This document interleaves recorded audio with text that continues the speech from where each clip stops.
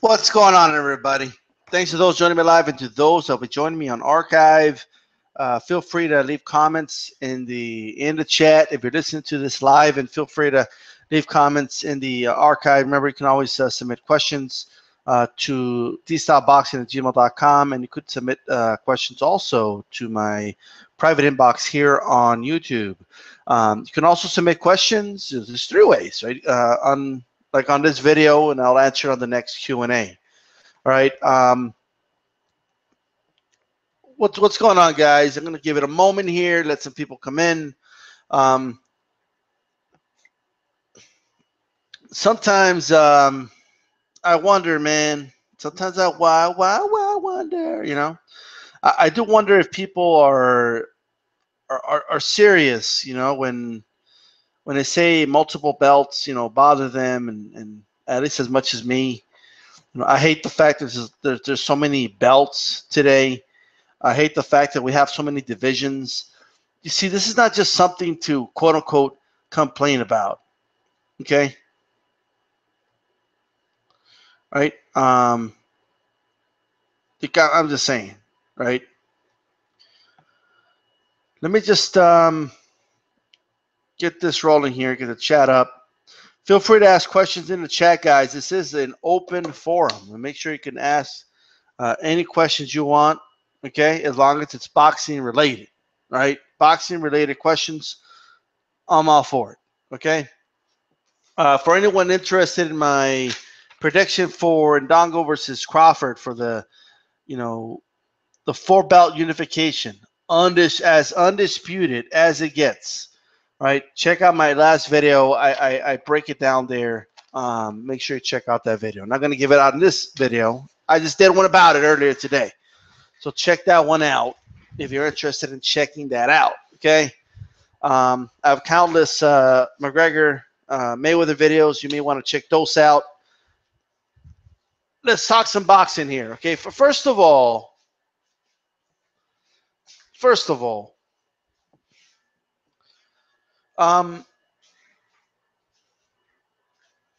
are there a lot of belts in boxing? You bet your fucking ass. We got a lot of fucking belts in boxing, okay? Well, we got so many fucking belts. I mean, I swear to fucking God, all right? So the major sanctioning bodies in 2017 are as follows: IBF, WBA, WBC, WBO. Those are the four major bodies. And we still got like smaller bodies like the IBO and the IBA and freaking WBF. And like we got all these little sanctioning bodies running around trying to claim legitimacy. One of them that's getting really close is the IBO. I mean, that one, IBO right now is kind of like where WBO was maybe in the late 80s. And I'm not liking it, man. Like, the last thing we need is 5 fucking championships, like major bodies. The fact that the WBO became a major sanctioning body, you got to blame, the Ray Mercers and the De La Hoyas, and I think Camacho had the WBO title for a while. Thomas Hearns was fighting for WBO championships, okay, when the WBO championship was not a big deal, right? When Thomas Hearns was considered past his prime. But it's still a name, and it helped put their name out there, man. And before you knew it, it's I don't even think WBO was that big, honestly, till De La Hoya was winning WBO titles. I mean, honestly, and they were working with Top Rank. That's not surprising, all right? It's not out of the ordinary for certain promoters to have been in bed with certain sanctioning bodies, but the WBO, for whatever reason, became the 4th big belt, and there you go. All right. But we have 4 major sanctioning bodies, and then on top of all that, we still have interim champions, and we have super champions. With like the WBA, they have a regular champion and a super champion. The shit is insane. And then on top of that, they have these. They're not considered world titles, but they're just like, again, just confusing the public. Silver champions, Diamond champions. Champion emeritus, like, or however the fuck you say that, right? All right, all these champions, champion this, champion that, diamond champion, silver champion, gold champion.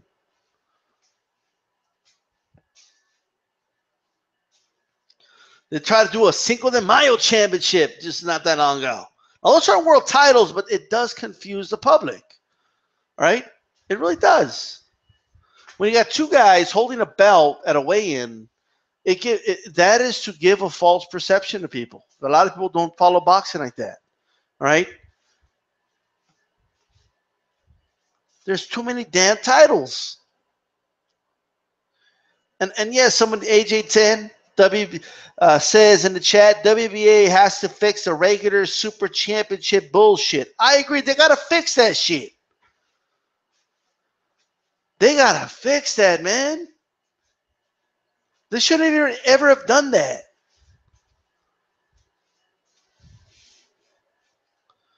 You know, they basically built the silver championship to give it to like a big up and coming name. That's what that was for. You know, that's what the silver championship was all about. That's why they created that shit. What's next? Are they going to make a bronze championship? Are we going to go with bronze championships next or what? Platinum. We just need a platinum champion. But with all those distractions aside, let's just stick to the 4 world titles, right? And by the way, Klitschko is walking around with that IBO title too. I mean, I don't like him, man. I think Haddon, when he was considered lineal champ at 140, he had the IBO title, okay? And of course, you have the Ring Magazine Championship as well out there, okay? I mean, the shit is ridiculous. I remember Casamor didn't have any belts, but he was walking around with he was considered the lineal champion. He was walking around with a fucking ring belt. I mean, what the fuck is going on?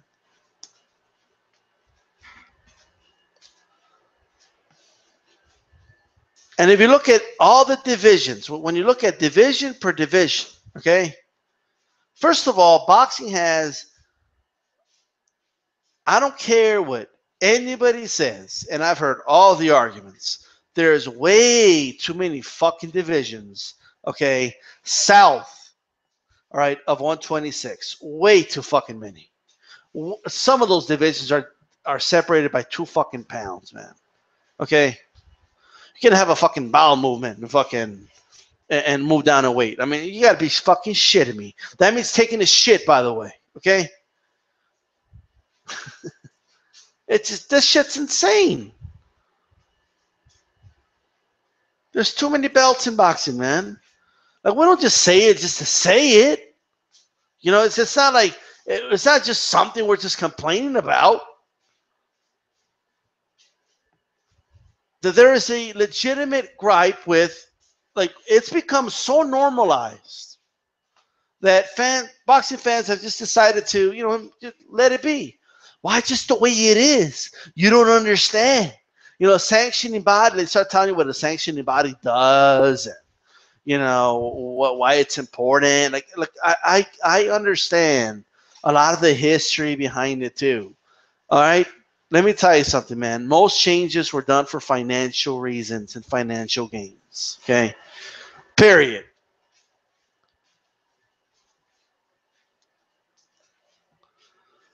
All the junior weight classes, all that was done to create more belts, okay, and collect more sanctioning fees. All right? And that's it.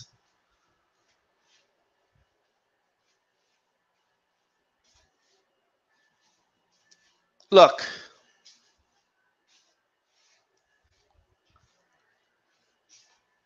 like, I had to bring up the fight again, but remember when, like, Connor was sparring Malinaji, and then they're running all over the place over there in the MMA world saying, "Ooh, look, Connor knocked down." Like, I don't even think it was a knockdown, but either way, regardless, he knocked down a 2-division boxing world champion. Now, tell me if this sounds correct to you. Was Palmanaji really ever the champion of the world? Was he ever really that? No, he wasn't. He was a title holder. Palmanaji was a weak link title holder. Everybody knows that, okay? And that's what he was. But he gets to walk around everywhere and tell everybody he's a two-division world champion in boxing and all this, right? And the same with other guys, right? Robert Guerrero gets to walk around saying he was a four-division world champion. And Adrian Broner walks around saying he's how many divisions was Adrian Broner? Like 4 divisions already? Like 120, 126, 135, 140. Is he a 5-division world champion now, Adrian Broner?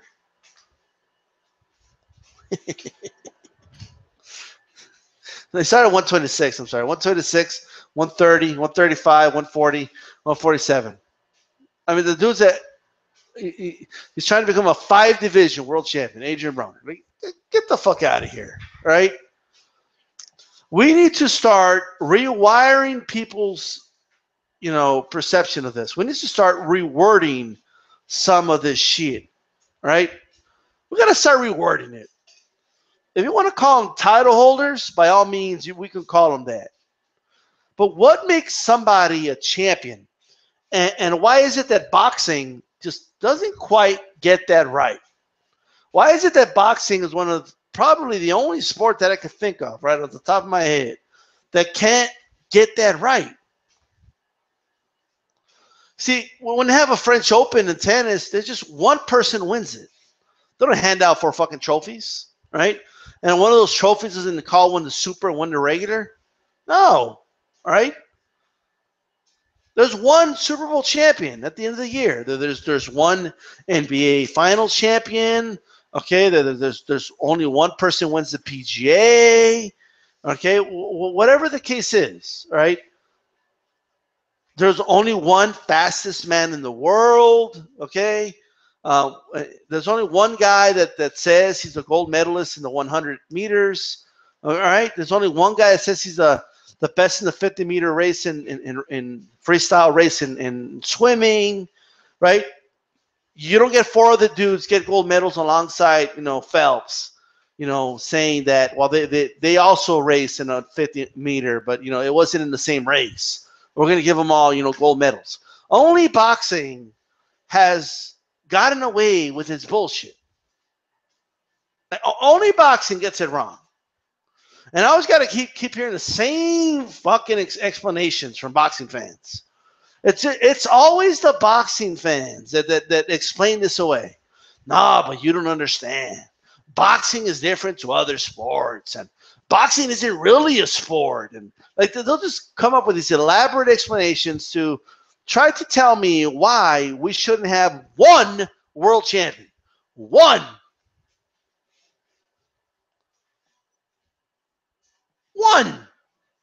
Uno.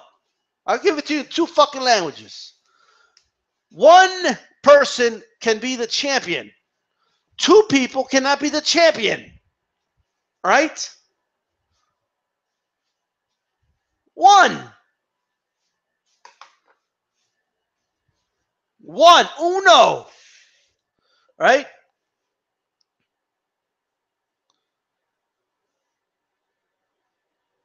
Now, if you guys don't believe me, okay, let's do this, okay? I'm going to look up the word champion, okay? The definition of champion. So like whenever you say champion, right?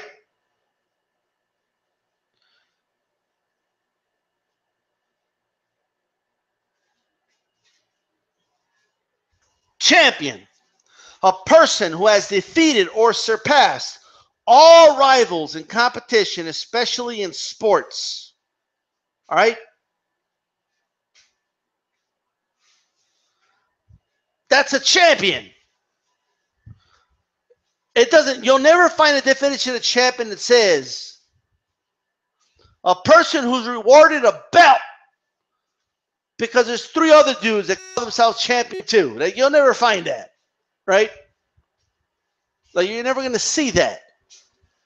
No, spare me the whole, like, oh, well, boxing is different, you know.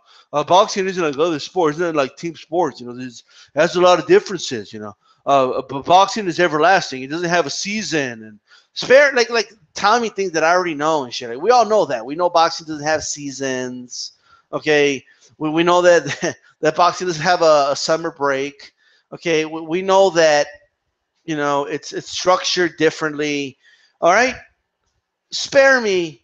We can have one fucking champion, right? We don't need, okay? We don't need four champions. We can have one fucking dude on top. That's it, right? But what about everybody else? They could fight other contenders, right? And earn their number one contendership spot, right? That's what they could do, all right?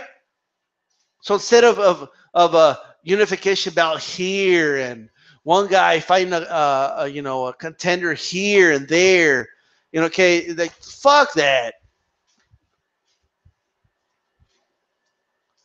No, but how? How can we do it? Like, there's many ways to do it. You just have them fight each other, okay? They did it for a long time. Like they did it before the fuck all these sanctioned bodies popped up. It's not like it hasn't been done before. You guys talk about it, it hasn't been done before.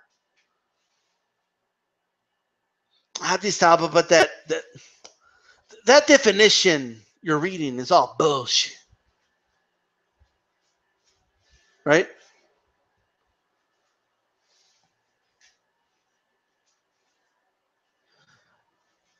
I mean, we could go to the Oxford Dictionary. I mean, like, how many dictionaries do we have to use here? Well, that actually is the definition from the Oxford Dictionary. Okay, fuck it, right?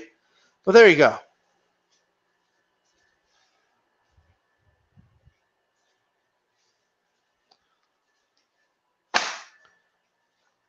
We need to distinguish as boxing fans what a champion is and what a title holder is. They're two completely different things. Two completely different things. Adrian Broner was a title holder in all those divisions. Right? He was a title holder. That's what he was. Paul Malignaggi was a title holder in two divisions. That's what he was.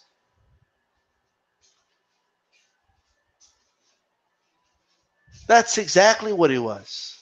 That doesn't mean that we can't say being the title holder isn't an accomplishment. Fine, it's an accomplishment. But it doesn't make you a champion. Winning the bronze medal in the Olympics is an accomplishment too. It doesn't mean you become a gold medalist too. Hell, if you make it to the finals of the 100 meters in the Olympics, that is a fucking accomplishment. But if you finish fourth place, you don't get a WBO belt, okay? You know what, or any belt or any medal, okay? Just to put it in perspective for you. Just because you're in the 100, like, they're not going to put you in a different 100-meter race against slower competition because you're popular, right? And sure, you're fast, you know, and sure, you won the gold medal, and I guess we got to call you a gold medalist, you know, but you weren't racing the best. Like, this only happens in boxing. Only boxing does this. Boxing is the only sport that does this. Name me any other sport. Name me any other sport. Maybe there's some out there, but that I'm aware of to this level, no other sport does this. So, of course, I want to see Undisputed. Of course, I want to see unifications. I do. Of course, that's what I want to see. So to put 50-0 on the chat. All right. Let me take a wild guess. You're going for Mayweather. Today, Eubank Jr. is fighting and defending the IBO. Is he? IBO fucking championship.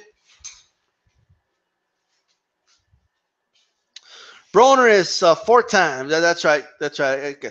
He hasn't won. No. Broner was at 126.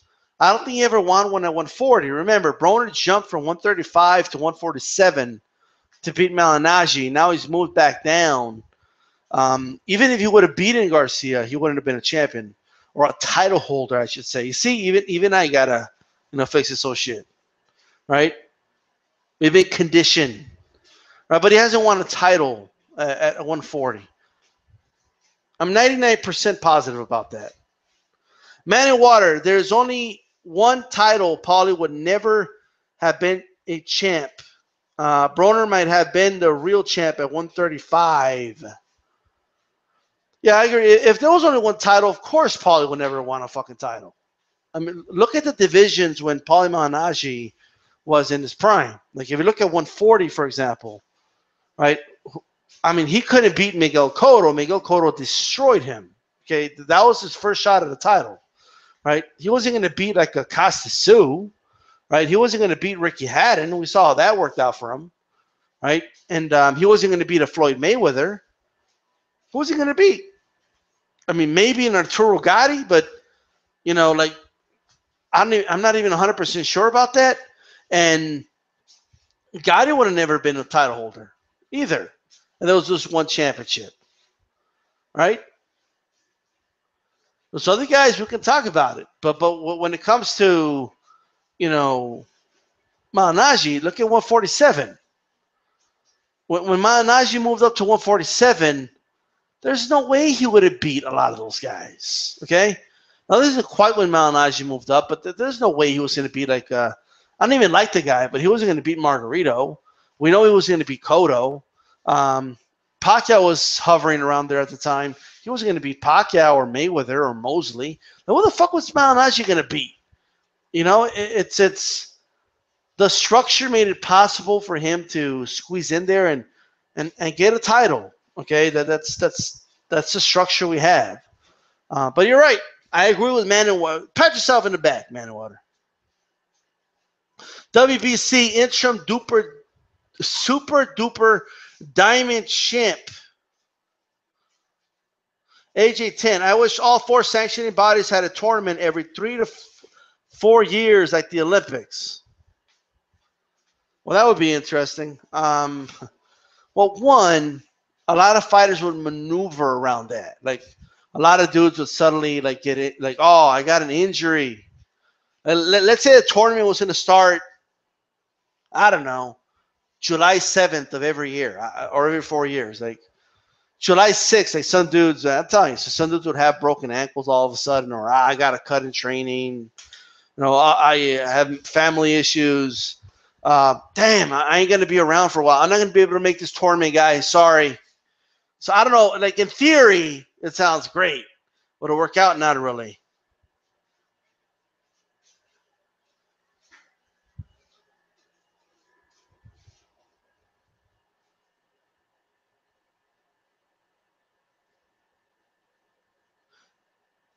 He beat Khabib Alekhalibir. The fuck is that? I can't even pronounce that dude's name. Khabib Alekhalibir. Was that good? For a vacant 140 title, right? 140 title, all right?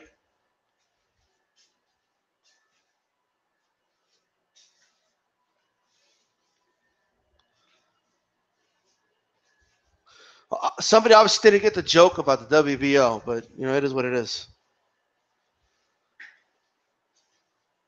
Now, if we look at some other things here, all right? Other stuff I want to quickly talk about. First of all, right? Very quickly. On Saturday, Crawford and Ndongo here, right? This is my opinion, and I touched on it in my last video. They are basically destroying the idea that it's impossible to have unification title fights, right? They are destroying this notion that it's just not possible, right? And this whole kind of premise that that this just isn't possible, we just can't do this, we just, there's no way to get it done. Okay, that is, they obviously proved, okay, that is not the case, and I'm trying to think here.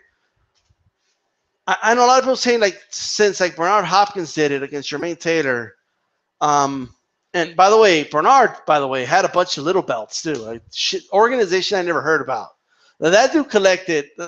Bernard Hopkins went on a belt collecting rampage. He collected every single fucking belt you could think of, right? Every fucking belt you could fucking think of. This dude went around. Okay, he just ran around like collecting belts. Okay, if Bernard Hopkins saw you walking around with a belt and you looked anywhere near 160 pounds, like, he would fight you on the spot. Okay, like, and he would just take that belt away from you. Like, give me that belt. That dude took belts away from every dude that looked 160 pounds. Okay.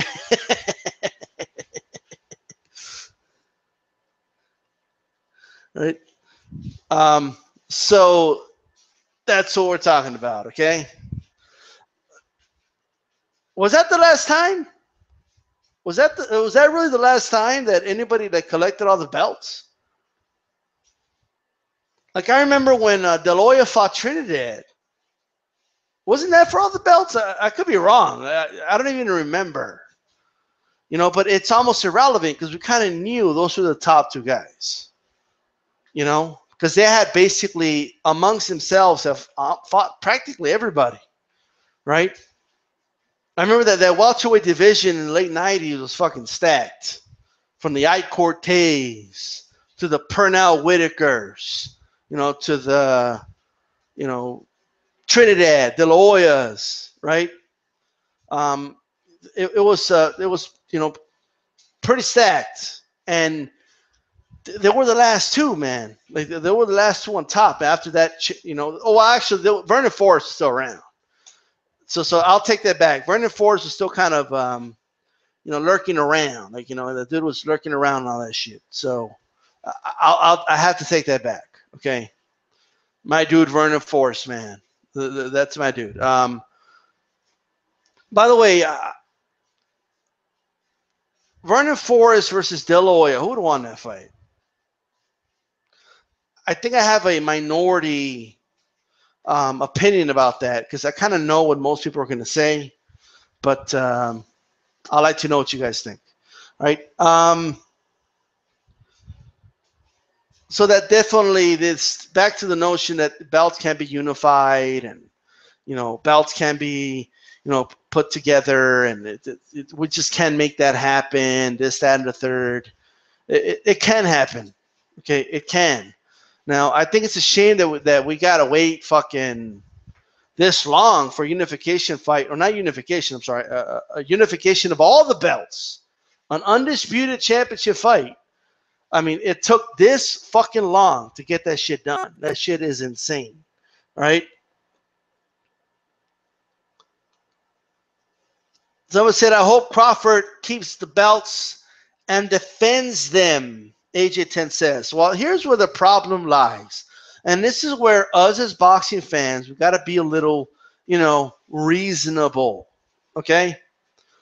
See, this is where we are in a social media era. Like, we are in a place where, we're seeing it happen before our very eyes right now, right?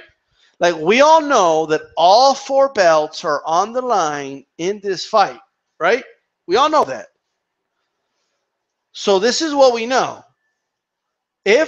Well, first of all, that's assuming Crawford wins. I believe he will. But regardless of who wins, let's say it's Crawford, right? If Crawford gets stripped of one of those titles for somebody else, and whatever, X country, can fight for it, I can't consider that person a champion. I can't consider that person a champion.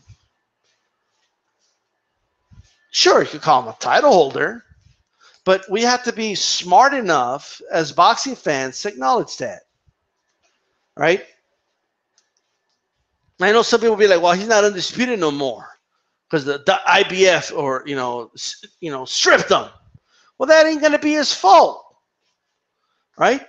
Unless he's blatantly ducking like a mandatory. But nowadays, some of these mandatories are fucking ridiculous, right? So some of these dudes haven't even earned that spot because we got no real structure in boxing. All these sanctioning bodies are just making up rules as they go along. All right, that's all they're doing. All right, and to a certain degree, man, I'm telling you, they got to pay a sanctioning fee for all these belts. Okay, like it's a hassle to keep them around. It's not impossible; you can do it, but he's going to have to fight the mandatory here, the mandatory there. The fact that the sanctioning bodies their top tens don't even look the same is ridiculous. It's ridiculous and an obvious money grab, right? So who knows what happens afterwards, but there's no doubt that Crawford would be the undisputed champion, and him losing the belt because some stupid sanctioning body decided to strip him of it. I'm just saying, okay?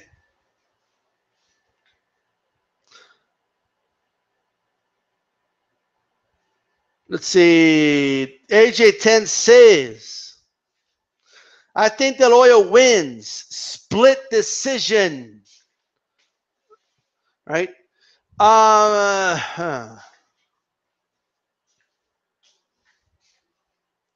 Hoya beats Vernon Forrest. That's a tough one, man. That would have been a good fight. I know, like, boxing doesn't work the way some people think. Like, well, Mosley beat De La Hoya, so and Forrest beat Mosley, so it doesn't quite work that way. The boxing does not work that way. All right.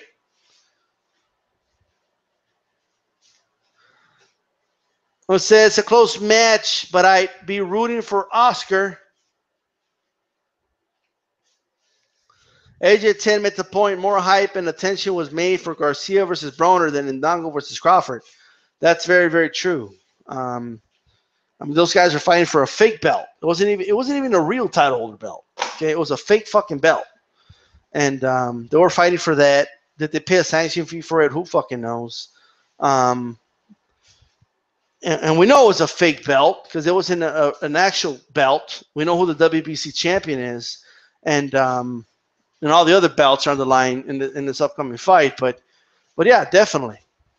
I would like to see the winner of this Indongo Crawford fight the Garcia. That's for sure. And I had said that before. I want to see that fight. Okay. Let's make that fight happen. Garcia's over there talking about fighting Lomachenko, and no, you're gonna fight Crawford, bro. Okay, that's who you should fight. You should be aiming for the champion. Go fight the champion. You see, you could call this guy the champion, and there's no doubt. Like, we know the motherfucker's the champion. We know he's the man of that fucking division.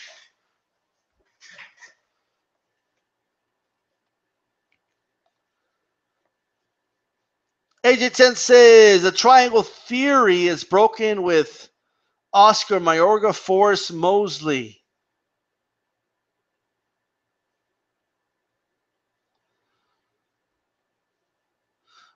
Why does that keep coming up on the I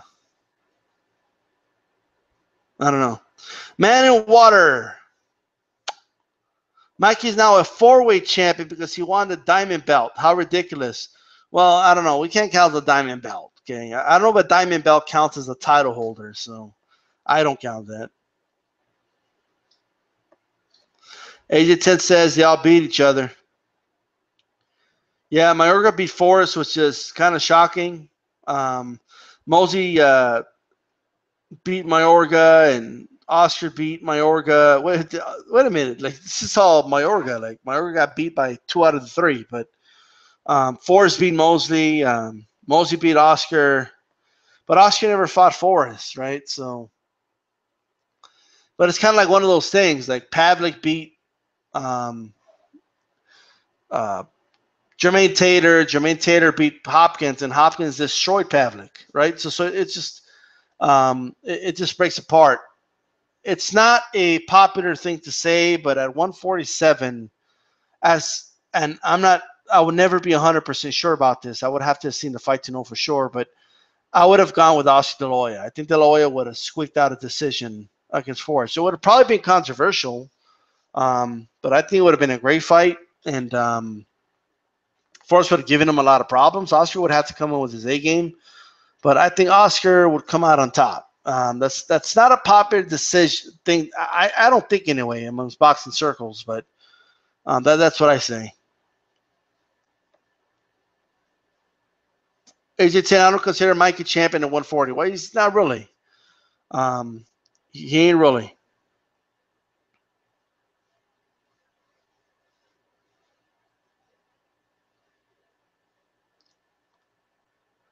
Hulk Hogan's in the building. What's up, Hulk?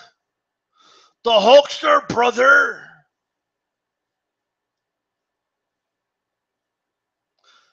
Hey, Hulk, I got a question for you. What you gonna do, brother? What you gonna do when Conor McGregor and all the McGregorites, run wild on you on Mayweather? What are you gonna do? I'm just curious.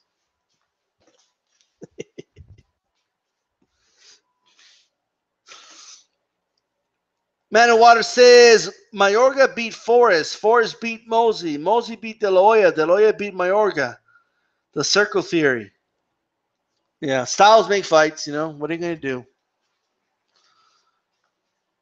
Duran beat Leonard. It was the first time anyway, right? And Leonard beat Hearns. Hearns knocked Duran the fuck out.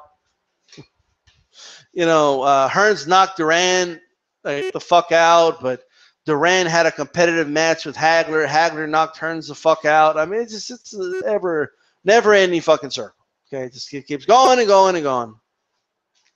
It's the way it is. I don't know if you guys have ever done this. You could connect. It's possible to connect a fighter from today.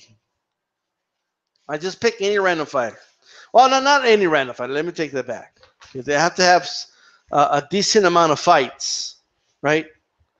But you could start going through the grapevine, and you could go all the way back to Joe fucking Lewis. I know that sounds fucking insane, but you could actually do it. And you could go from ridiculous to ridiculous. So, for example, I bet you I could connect Chris John, right? Ready for this? I could connect Chris John to Muhammad Ali. I could do it. And it's not that hard. It's insane, but check it out. So let's look up Chris John, okay? So we know Chris John. I don't even have to look him up. Chris John fought Juan Manuel Marquez, right? Everybody remembers that fight, right? Juan Manuel Marquez fought Manny Pacquiao, right? Manny Pacquiao fought Mayweather. And Mayweather fought Oscar De La Hoya. Oscar De La Hoya fought Felix Trinidad. Felix Trinidad fought, and by the way, I could make it shorter than that, but I'm prolonging it on purpose. Felix Trinidad fought Bernard Hopkins. Bernard Hopkins fought freaking Roy Jones. Roy Jones fought John Ruiz.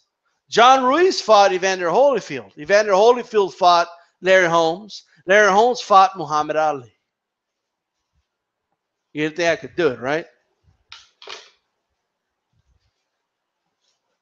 But this style, how can that be? So there's no logic in fucking boxing. What are you gonna do?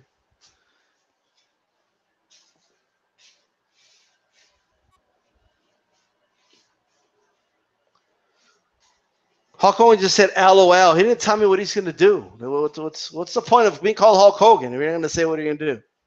All right, Man in Water said Mayorga beat Ford as far as being. I already read that.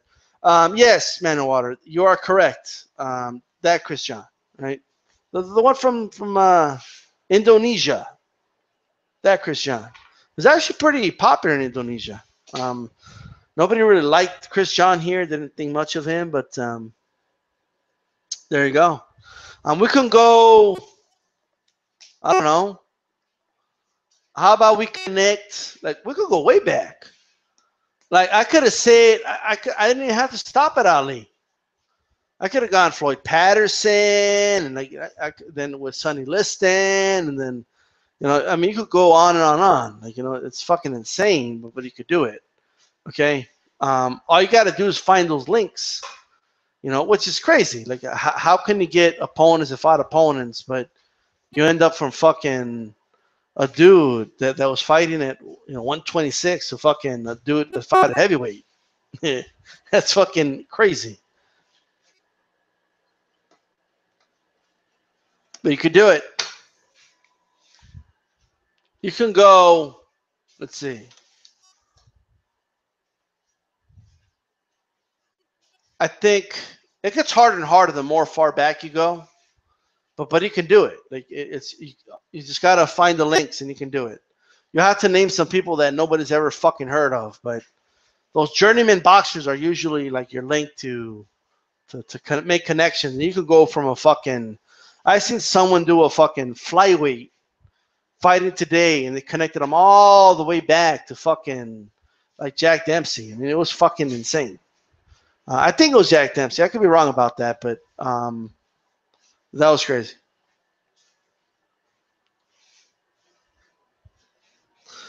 Somebody said, "What a strange name," says Man in Water. How does an Indonesian end up with a name like Chris John? That's the missing link. I don't know anything about Indonesia. I couldn't tell you. I don't know what the culture is in Indonesia. It sounds like colonialism to me, right? But I can't confirm that. I don't know, right?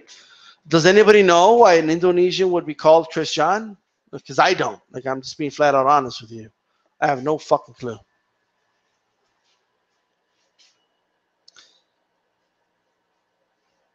Chris and John are two fight names. What does that mean, AJ10? I don't know what that means. What does that mean? What? Let's get some shout outs, by the way. Shout out to Blood Boxing, by the way. I really been enjoying his boxing videos lately. The Ndongo Crawford, videos, and he's been covering Ndongo like no other YouTuber on here. So shout out to him. All right, putting in that work and stuff like that's good for boxing, man.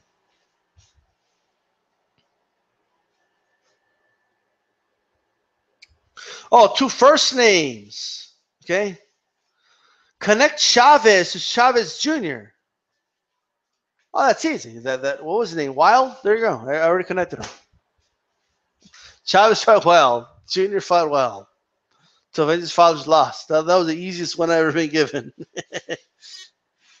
But let's see if I could get a little more creative with it. Let's try it this way. That's too easy. But I can go Chavez, De La Hoya. From De La Hoya, I can go Hopkins. From Hopkins, I could go Pavlik. From Pavlik, I can go Rubio. And Rubio, I can go Chavez Jr. That's one way to do it. Okay. I could have probably made it shorter than that. You give me two more names. Let's make this shit interesting. Give me two names.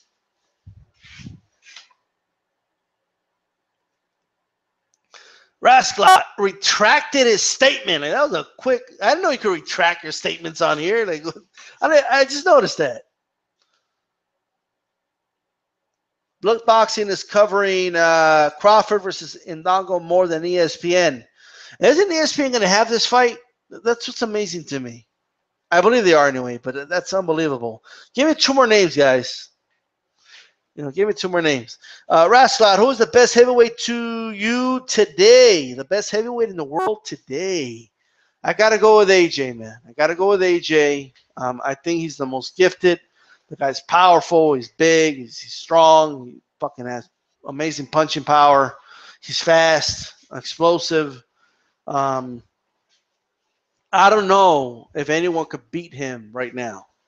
At this point, right now, I don't see anybody in the horizon that could beat him. The only one that, in my opinion, this is my opinion, the only ones that have maybe a shot. Number one, I don't know how good Ortiz is. A lot of people are big on Ortiz. Like, oh, Ortiz. Like, I think Ortiz is too old, man. And I don't know if he was ever, like, I don't know if he could take that power. I just don't. But I guess I like to see him in there with Ortiz. I think Pulev will get fucking blasted by Joshua. I think Joshua gets rid of that guy under 4 rounds. But the only guy that I see that I say, all right, I think he has a good shot is Wilder. And the only reason is because of Wilder's power and because some of those right hands that Klitschko landed on Joshua. I believe that if Wilder lands those, it's a whole nother story. Now, it takes skill to land those. He's got to land it. Like it's not a given. He's got to land it. That's number one. Like Klitschko actually make those right hands happen. And I believe Klitschko has a better jab than Wilder, right? But I think Wilder has the best shot to beat that guy. But who's the best right now? I got to go with Joshua.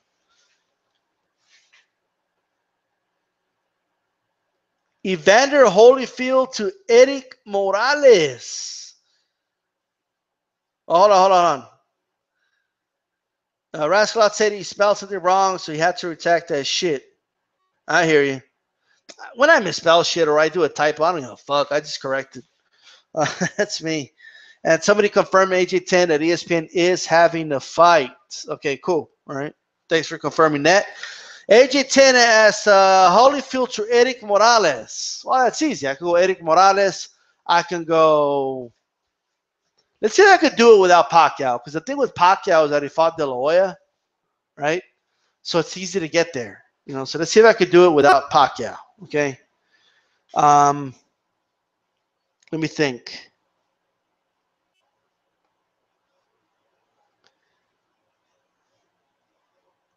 What was that again? Eric Morales too. So Eric Morales, Barrera.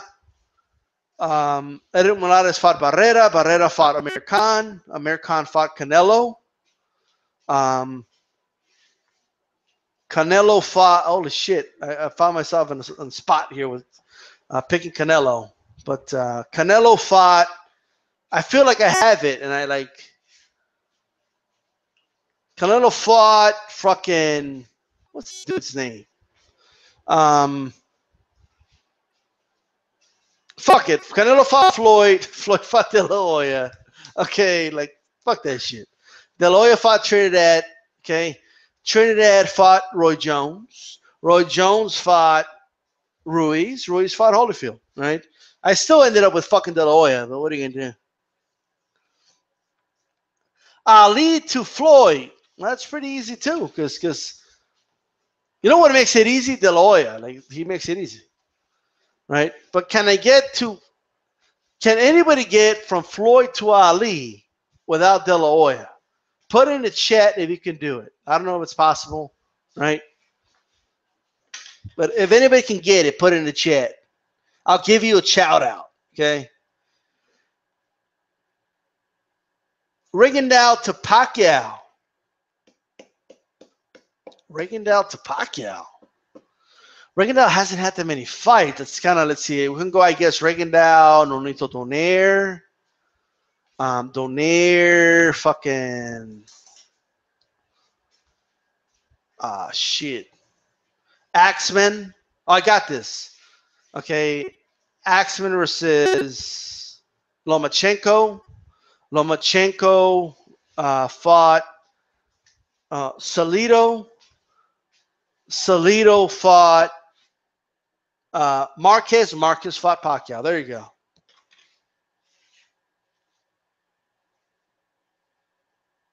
Ortiz looked old and looked fat in the last fights. His Rascal 2-2-2-2. Well, people keep talking, oh, Ortiz is feared. Oh, Ortiz is coming. Like, everybody's ducking Ortiz. And I see the guy fighting, he's skilled and everything, but I'm just like, I mean, come on. Like, maybe I'm missing something.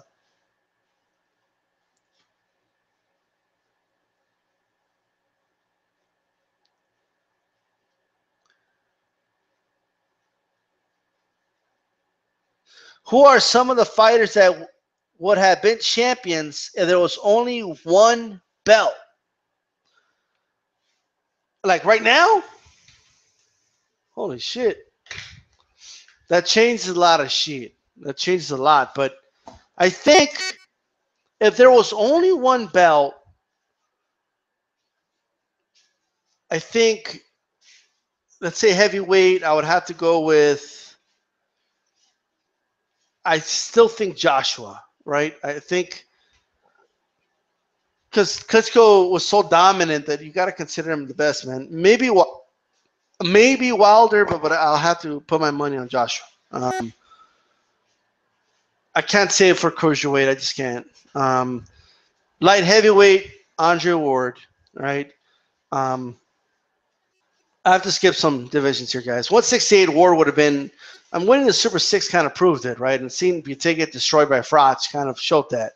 That Ward at 168 before he moved up would have been the man.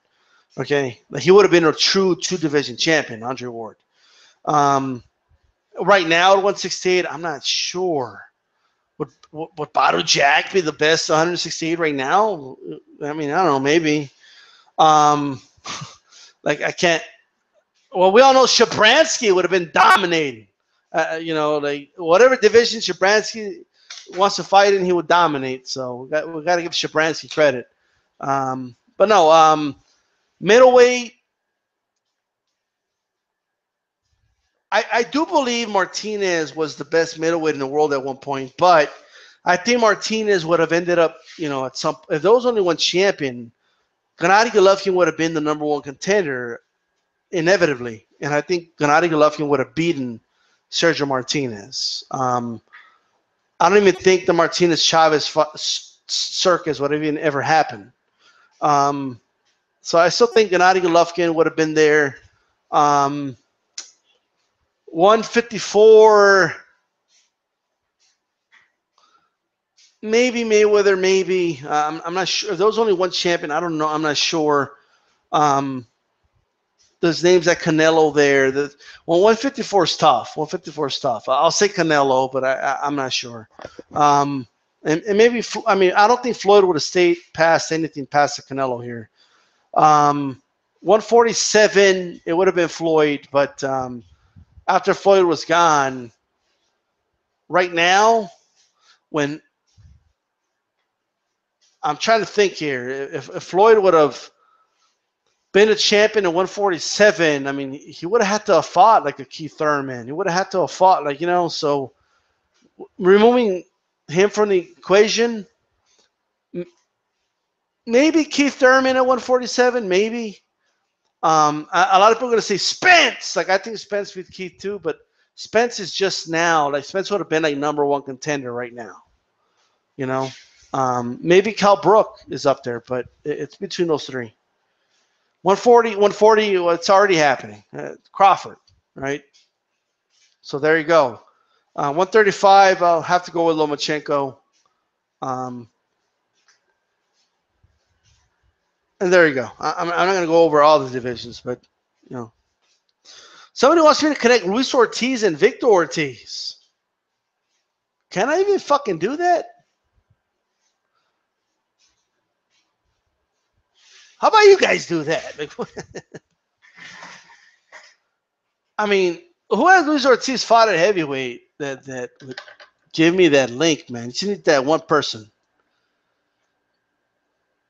Let's see. Hulk Hogan, Ali, Holmes, Tyson, Holyfield, Ruiz, Roy Jones, Hopkins, Pavlik, Martinez, Cotto, Floyd. Oh, there you go. Guineas de Loya. Impressive. Rascal2 says Triple G would make easy work of Martinez. And I agree. When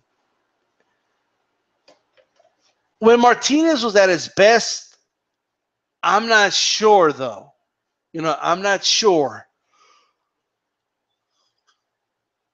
But when he was getting a little older, like when he fought Chavez Jr., like it's me, then he would beat the shit out of him. But hey, can anybody connect Luis Ortiz to Victor Ortiz? Because you can go. Oh no, I got a question by Leonard Ellerby. Taking time out of his busy schedule to listen to these style videos. Okay, he should be out there promoting the fight, but here he is. Hey, D-Style, news today. Canelo will fight for GGG's IBF title, meaning he cannot rehydrate more than 10 pounds the next morning. Thoughts? And I've talked about this before. It's actually not that big of a deal. Because think about it. The guys are weighing in the day before, right? Let's say around, well, what is it, like 4 p.m. Eastern time they weigh in, let's say, give or take. They step on the scales like on the dot, like whatever they weigh in, right? And then he just has to make sure he doesn't eat breakfast and doesn't drink a lot of water in the morning when they do the weigh-in, And then he has that whole afternoon till fight night to rehydrate. Meaning he's not going to be 170 pounds in the ring. He's probably going to be like 175, right? So it's not as big of a deal as people think, but it's good that they're doing something. But I don't think size is going to play a factor at all in this fight. I really don't. It's going to come down to what the guys are doing in the ring. Man and Water, Spence and Thurman both have the other's weakness. Spence has trouble with movers. Thurman doesn't like it to the body. You can say that. I mean, I'm not sure. Maybe he has more trouble with movers. I wouldn't say movers are problematic for him, but I get what you mean. Thurman, he got hit to the body by Collazo, and Guerrero made it rough on him on the body late in their fight. So I get where you're going with it, but I want to see the fight. That's to me, I want to see the damn fight. You guys got any more questions?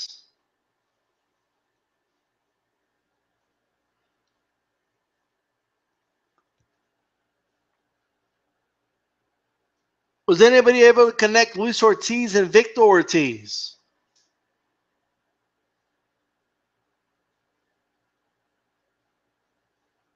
Anybody at all?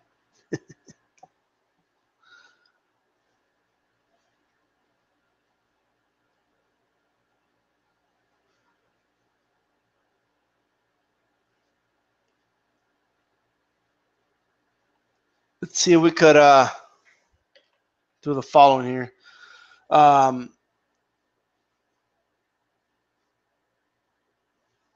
Who's the biggest threat in 160? Like to who? Like just in general? Like who was it? Like a biggest threat to Gennady Golovkin, or biggest threat to the entire division? Like what? Elaborate for me. I got a question. Spencer says, is that Paul Williams? Or is it a P. Williams I don't know about?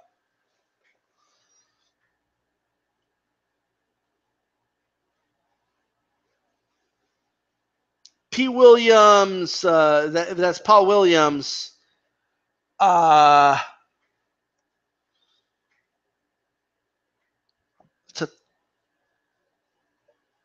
I'll go with Errol Spence. I'll go with Errol Spence. Just watch that Quintana fight. Well, watch how Quintana handles Williams. Yeah, like he got knocked out in the rematch. I get it, but watch that first fight. Watch how Quintana boxes Paul Williams, man. If you don't think Errol Spence could do that, without avoiding getting knocked out, then hey.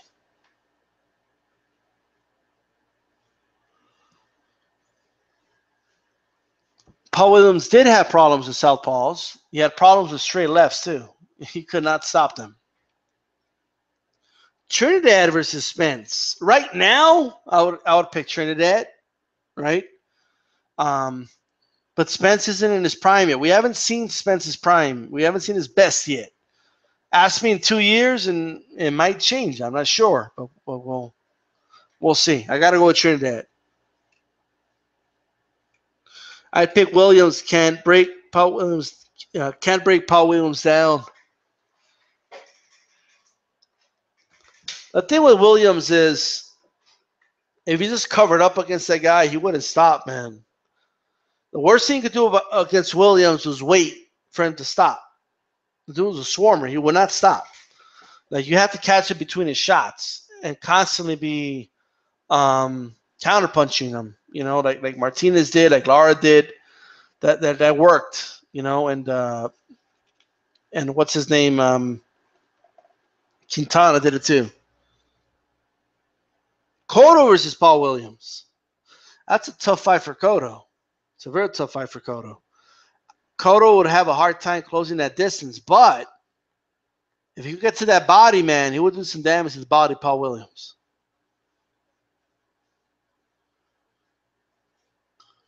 The Italian is prime beats any heavyweight right now. Any of them. I believe that. Especially when I see how Joshua, it was a great fight, but I place Vitaly on top of his brother. Vitaly doesn't have it's harder to hurt Vitaly. So I believe Vitaly beats all of them. Raslat222 says Cotto's too fucking short for Paul Williams. Yeah, he's short, man. It would be tough, man. It would be tough. From the outside, Williams would be getting the best of him. But if Cotto could get on in the inside, and we know the problem with Williams is he would fight. He would go down to guys' sizes and fight them in the inside. And I think that's why I would favor Cotto. Cotto would get him on the inside. Like Paul Williams would inevitably start fighting that way. He almost always did it. He would fall for that brawl, man.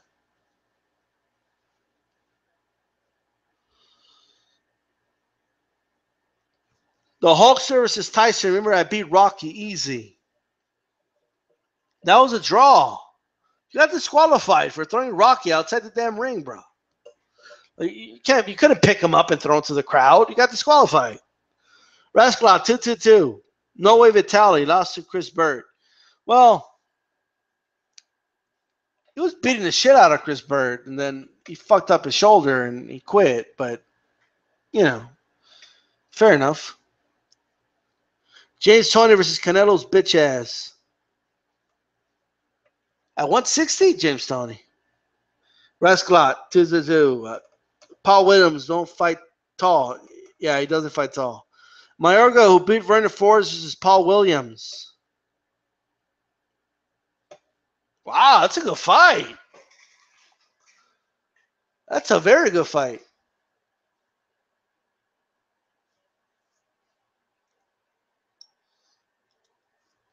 Williams versus Mayorga is like a fucking fight of the year, man. Holy shit.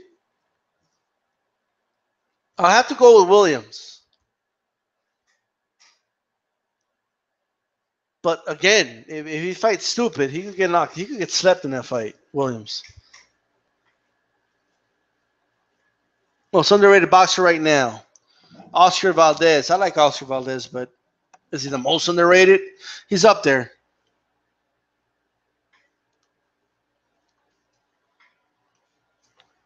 Don't forget to thumbs up the video, guys. Rascalot thinks Paul Williams better fighter than Forrest. I don't know about that. Forrest is a hell of a fighter, man. Forrest was a hell of a fighter, but Williams was too. You know what the thing with Williams is? The smartest fight I ever saw him fight was against Antonio Margarito, and he handled him. Like, he handled Antonio Margarito, and people forget this. It's very possible that Antonio Margarito was loaded in that fight. You know?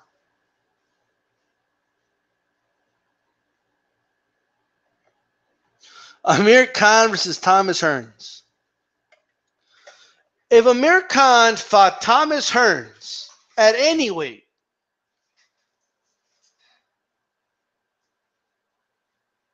someone would have to place Thomas Hearns under arrest for murder. Okay? Like, he would have to, I would expect him to plead guilty for murder in court. I mean, could you imagine? Could you just imagine Thomas Hearns landing that fucking... Imagine a hook from... Oh, man. I can't even say it. Can somebody finish saying it in the chat? Could you just imagine if Thomas Hearns landed... I already feel sorry for Amir Khan. It didn't even happen. Right? It didn't fucking happen. I'm already scared for Khan. Like, I'm already like, holy shit. Like, I think Thomas Hearns can knock out Khan right now. Like, I really do. I think he could get him in the ring in 2017. I'd put money on Thomas Hearns. But Amir Khan's in his prime, D-Style. I know that. I don't think he could take Thomas Hearns' punch. I just don't. He knocked Thomas Hearns into... Thomas would knock that dude out. Amir Khan wouldn't wake up, right? And if he woke up, right, Amir Khan would lose that. He would knock that British accent off. What would Thomas Hearns knock out of Amir Khan? Is his accent? Okay, he would knock out Khan so hard that Khan would have forgot that all that shit with his wife and Joshua, and he would have forgot about all that.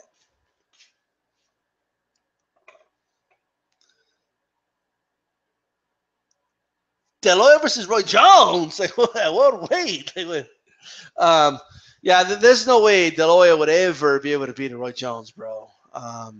Too small. Roy Jones too big. I mean, De La Hoya has no advantages over Roy Jones. All right, has a better jab than Roy Jones, but that's it. Oh, a better jab.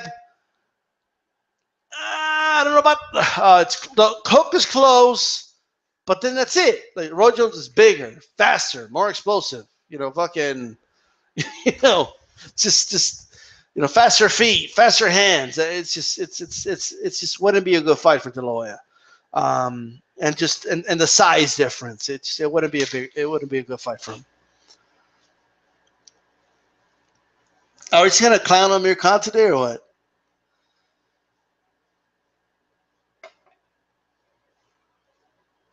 Somebody asked me here, Roy Jones versus Kovalev or GGG. I think Roy Jones beats both of them in his prime. This is in his prime. Okay, don't ask me like, what about Kovalev versus Roy Jones right now? Like, Kovalev knocks his ass out like in 2 rounds or less, right? But who isn't knocking out Roy Jones nowadays? But in his prime, I would favor. Let me just make it this way for you guys. Okay, let me put it this way. I'll pick Roy Jones. Put Roy Jones versus blank in Roy Jones' prime. I pick Roy Jones. Like. Anybody, and I mean that. I would pick Roy Jones. Mike 104 asks, who do you got in Thurman versus Porter rematch? Are they going to rematch? I felt Porter was close to stopping Thurman to the body around round 9 in the first fight. He had something going there. I don't know if he was close to stopping him, but he was having success there. It was a good fight, but I honestly believe that it would be an easier fight for Thurman the second time around. because I don't know what else Porter can do. I just don't. Whereas I feel like Thurman, there's a lot of things he could do better in a rematch against Porter. Now, that when I say that, it may be things that people don't deem exciting in that, but you know, I would like to see Thurman hold Porter a lot more when he closes the distance, rather than go for exchanges with him. I think that would slow down Porter a lot, put down his punch output, and I think it would be an easier fight for Thurman the second time around.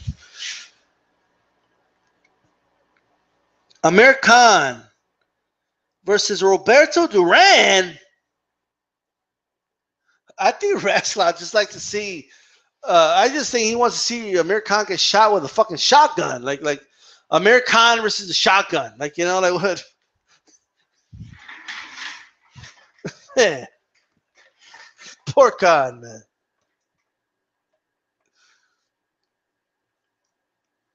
Hogan says he's got Khan. Okay. Raslov says for his best win is being the smaller Shane. Hey man, that chain was it was a beast, bro. The Shane Mosley at 147 was a beast. Amir Khan versus Roberto Duran. Might get asked to Rasclot. Yeah, Roberto Duran would you know, he'll put a beating on Khan. I'd feel sorry for Khan. Deloya versus Roy Jones, I already asked that. Mr. Doc, any chance we can get Ricardo Mayorga's thoughts on the dream fight against Paul Williams? Hold on, let me call him.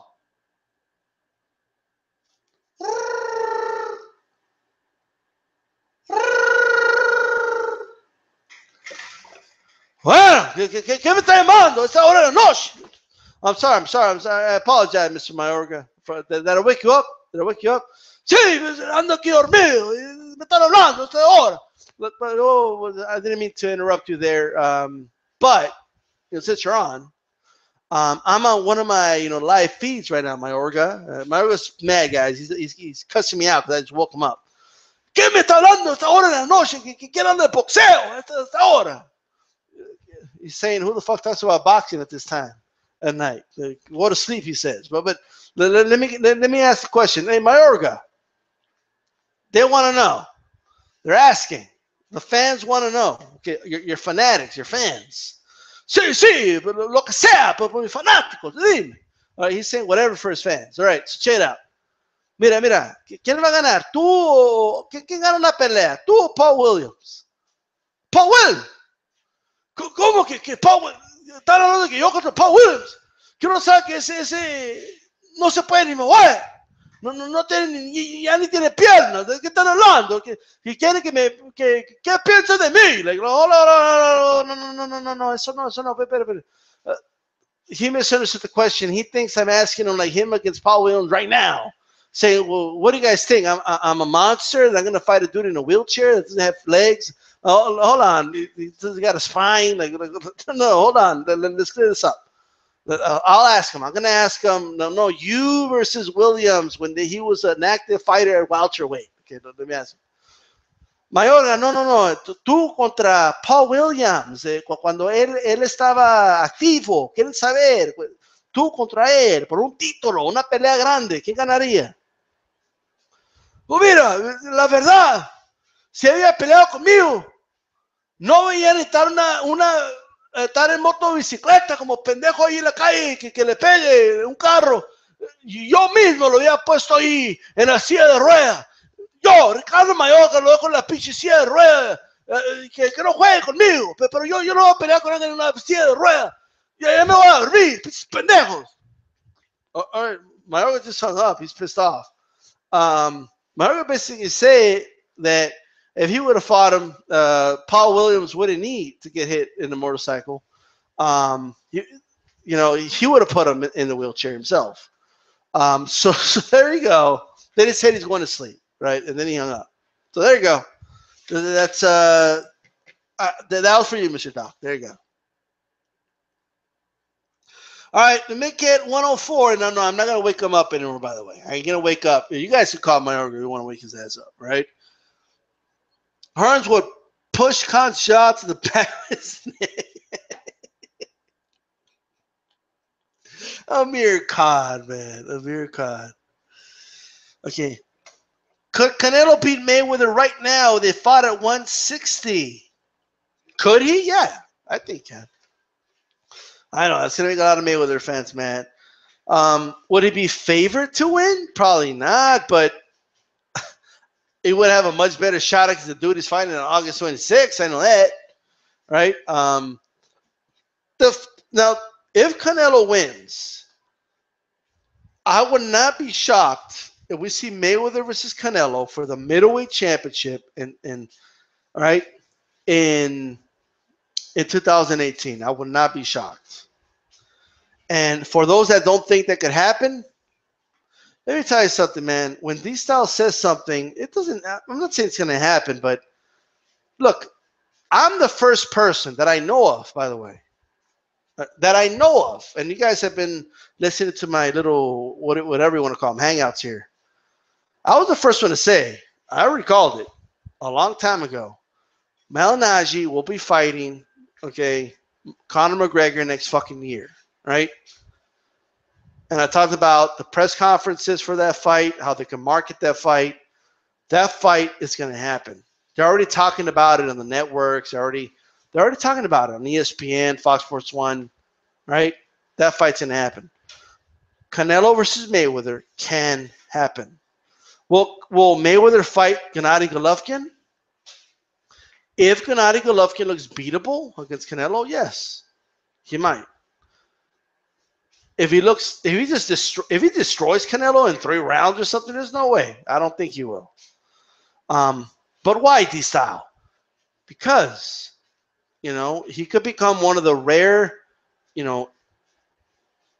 fighters in history that won a title at 135, which is lightweight, right, and middleweight, right. Lightweights, fighting for the middleweight championship later in their careers was always a thing. It's like middleweights fighting light heavyweights or heavyweights back in the day. And I'm trying to remember where I had seen this, but there was some inside sources that said, Mayweather wants to win that middleweight strap before he calls it a day, but it has to be a fight that makes sense. And we might see Canelo or Gennady Golovkin versus Floyd Mayweather in 2018, especially since Manny Pacquiao already dropped the fucking ball and lost to fucking Jeff Horn, right? All right, moving on. Mr. Doc, Duran would arguably be worse than Hearns because it'd be a protracted beating. Does he take a beating? I think Duran has one shot in that jaw, man. I think Khan's out.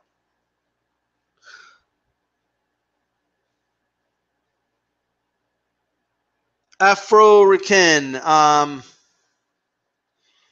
know I was like, oh, at 160, I don't know if Roy Jones ever fought at 154, bro. But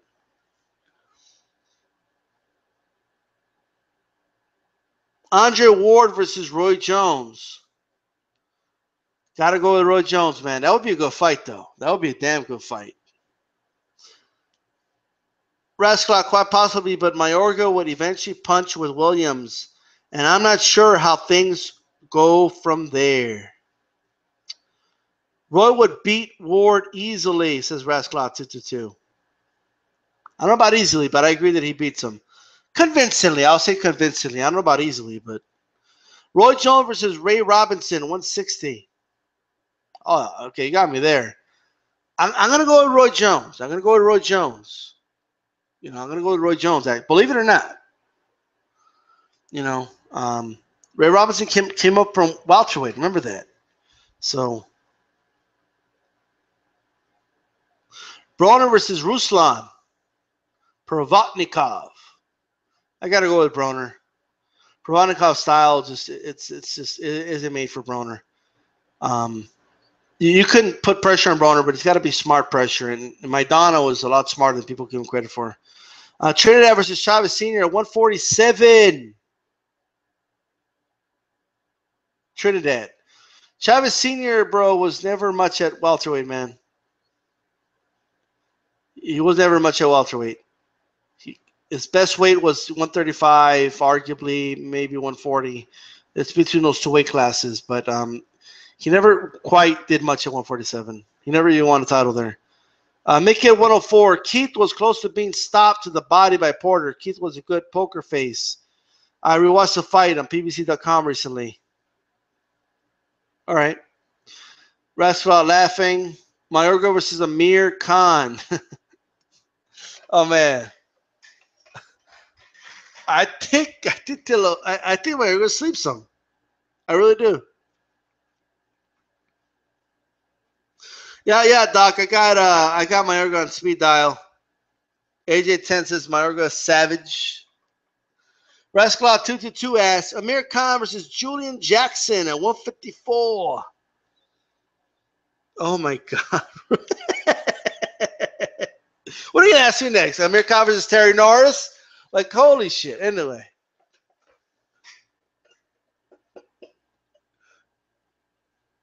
What would happen if you put Amir Khan and George Foreman in the same ring? What would happen? I'm just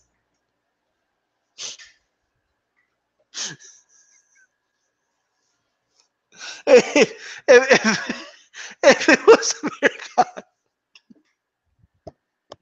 versus George, that's the most retarded thing that ever came out of my mouth.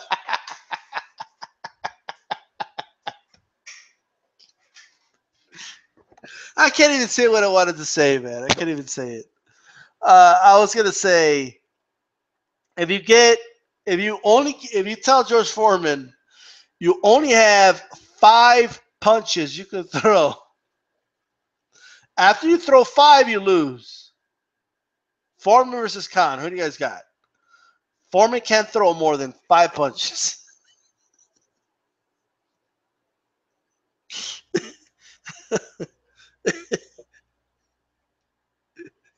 Khan might die.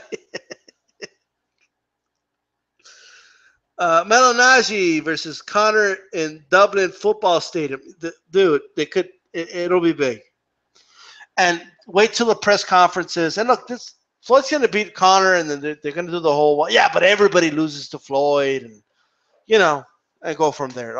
Haddon lost to Floyd, and he beat Malinaji, and they're going to go from there. They're going to make that fight's going to happen. I'm telling you right now, Malinaji versus Connor. Unless Connor gets sparked by Floyd and totally embarrassed, like in a round or two, then maybe not, right? But, if he goes a distance or Floyd outclasses him in 12 rounds, but it doesn't really look different than any of Floyd's other fights, then, hey.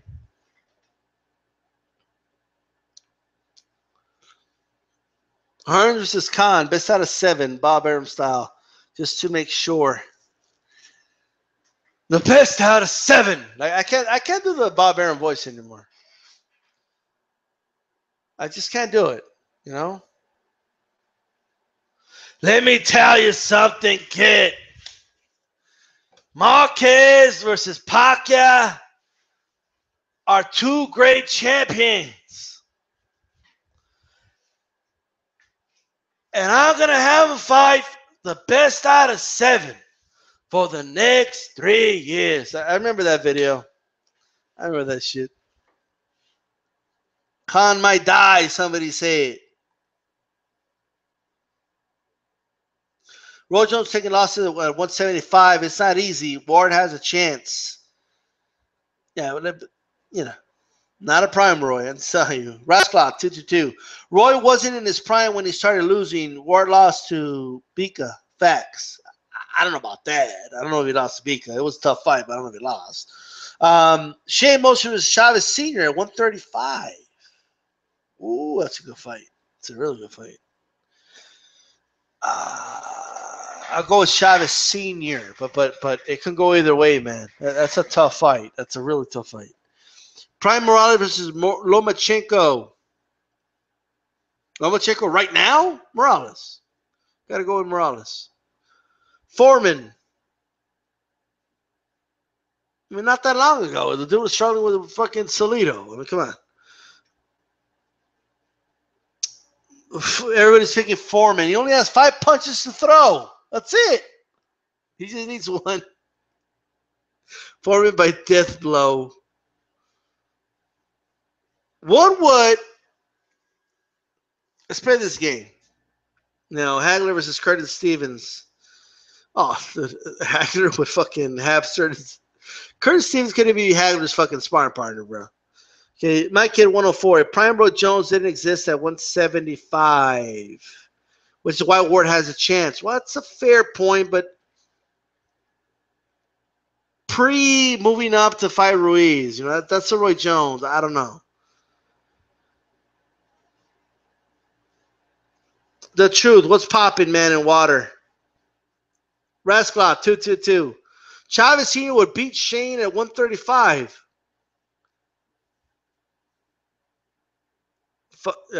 Shane fought nobodies at 135. Yeah, but dude was a fucking beast, bro. I don't know if he fought nobodies, but he was a fucking beast. The truth. Did you say Ward lost to Pika? Rasclot said that. It was right there in the chat. Man in water, exactly. He only needs one. And it says, what's up to the truth? What would the commentators say the moment Thomas Hearns lands a clean fucking hook on Amir Khan and the Khan goes down? What does the commentator say? I want to see. What does the commentator say? But I want to see in the chat. What does he say? Like this. Oh my God! Khan's dead! Like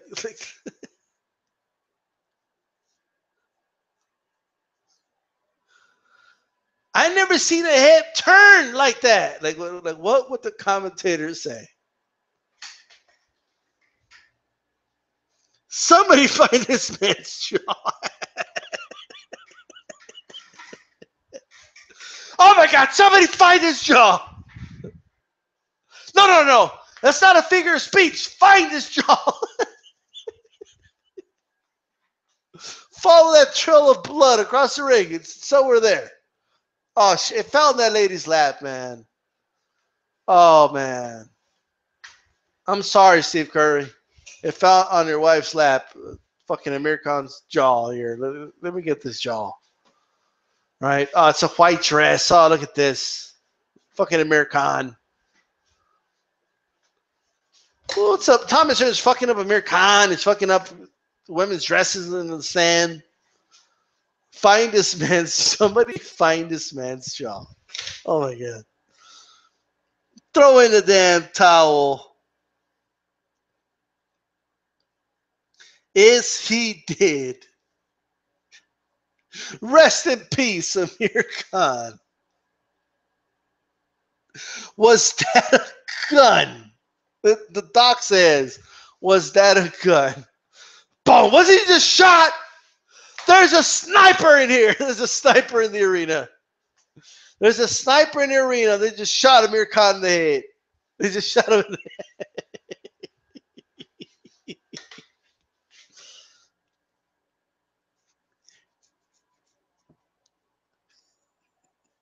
Good God Almighty, he's dead. Jim Ross voice. Khan got that ether. Right. Matisse versus Cotto 140. I got Cotto. But Cotto, I don't know. Cotto got dropped by Torres, man. Like Cotto was his jaw was suspect at 140. Cotto, man. Mal Najee hurt Cotto at 140. People don't even remember that. Now, it was early in Cotto's career, but like, man, getting rocked. Like, can you imagine how embarrassing it is to get rocked by Paulie Malignaggi?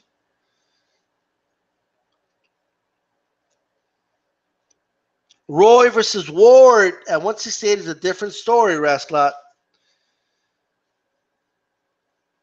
No, to Mike 104. Roy Jones, before, let's say, before he went up to fight John Ruiz versus Andre Ward. It's a great fight. I give Ward a shot. But I think Roy Jones wins, right?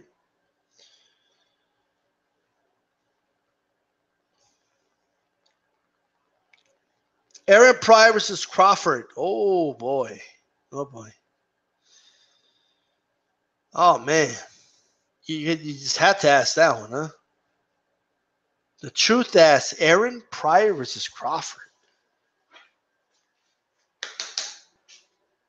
I have no fucking clue. Like I want to say Aaron Pryor because I'm a nostalgic guy, you know. I want to say it. I'm gonna go with Aaron Pryor, man. It's. I'm gonna go with Aaron Pryor.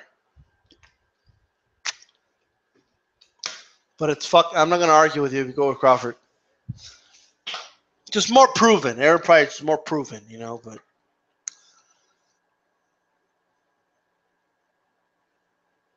Canelo versus Vargas. Canelo versus Vargas. Which Vargas? You know the thing with Fernando Vargas, right? The thing with Fernando Vargas, I don't think we ever saw the real potential that kid had. Like they threw him in there with Trinidad, and that was a big mistake. That was a vital mistake, and it was all downhill from there. And then after Trinidad, they threw him. I mean, he's a tough fight after tough fight. Even fights he was winning, you know. But I'm gonna go with Canelo. I'm gonna go with Canelo because Vargas had a suspect chin. So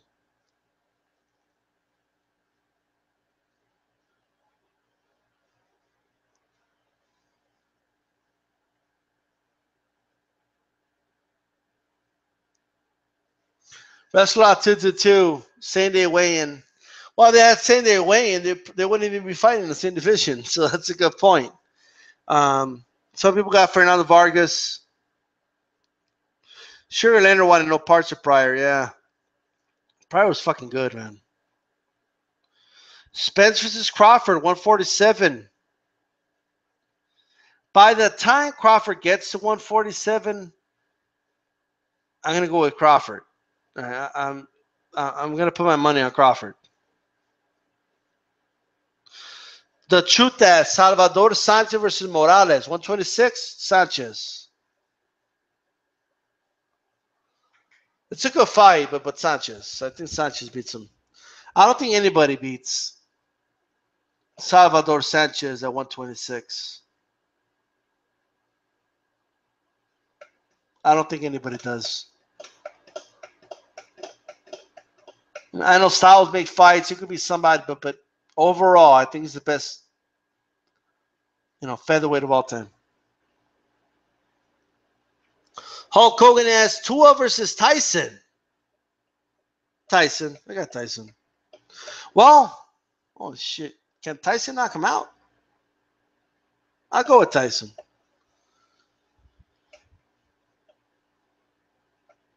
All right, Sanchez was a beast, says the truth. I agree. Mike 104. I understand the argument for Roy pre-heavyweight. I'm just gauging Roy. Hold on, my fucking thing went blank. Roy's based on his actual body of work at 175 versus the latest version of Ward. Roy before or after Reeves is two different stories. Right. Beast TX Mode 2000 Ortiz versus Rios.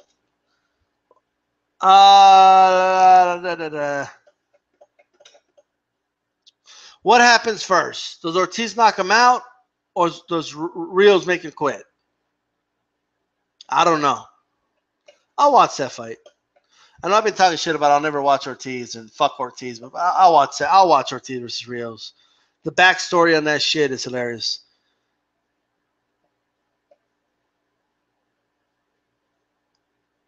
Rascal 222. The truth says I would agree. I'm not sure what you're agreeing with, but Rascal 222 agreed. Salvador Sanchez at 126 is unbeatable. Facts. Afro-Rican. Gee, pretty boy. Floyd versus Morales, Barrera, and Caesar Sr. At what weight? At what weight? At 130, I don't know if anybody beats Floyd. Okay, at 130. I don't know anybody beats Floyd Mayweather at 130. At 135, Senior versus Mayweather is a damn good fight, but I think Mayweather fights a smart fight and squeaks out a close but unanimous decision. And Morales, he would have given Floyd a good fight at 130, but I think Mayweather would have won a unanimous decision as well. Floyd never fought at 126, which I believe was Morales' best weight, but hey.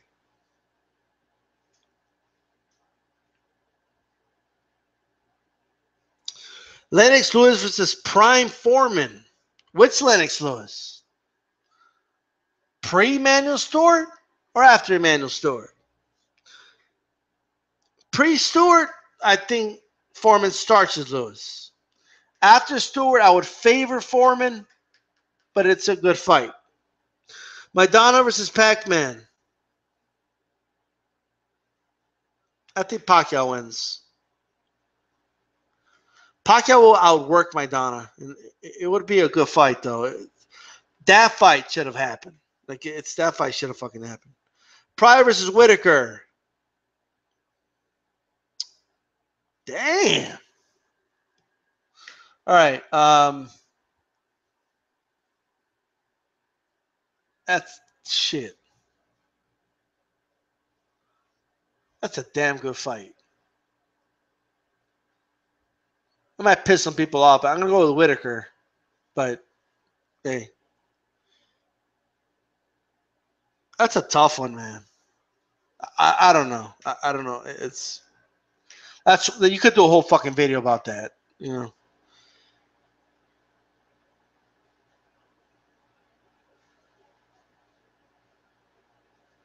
The truth says agrees. Sanchez best 126 pounder. Yep. Rascalot 222. Foreman puts Lewis' chin on the grill. Yeah, probably would. Did Hulk Hogan? Did he think Floyd lost to Castillo the first time he did? Not the second time. Mr. Doc, Sanchez versus Floyd at 130.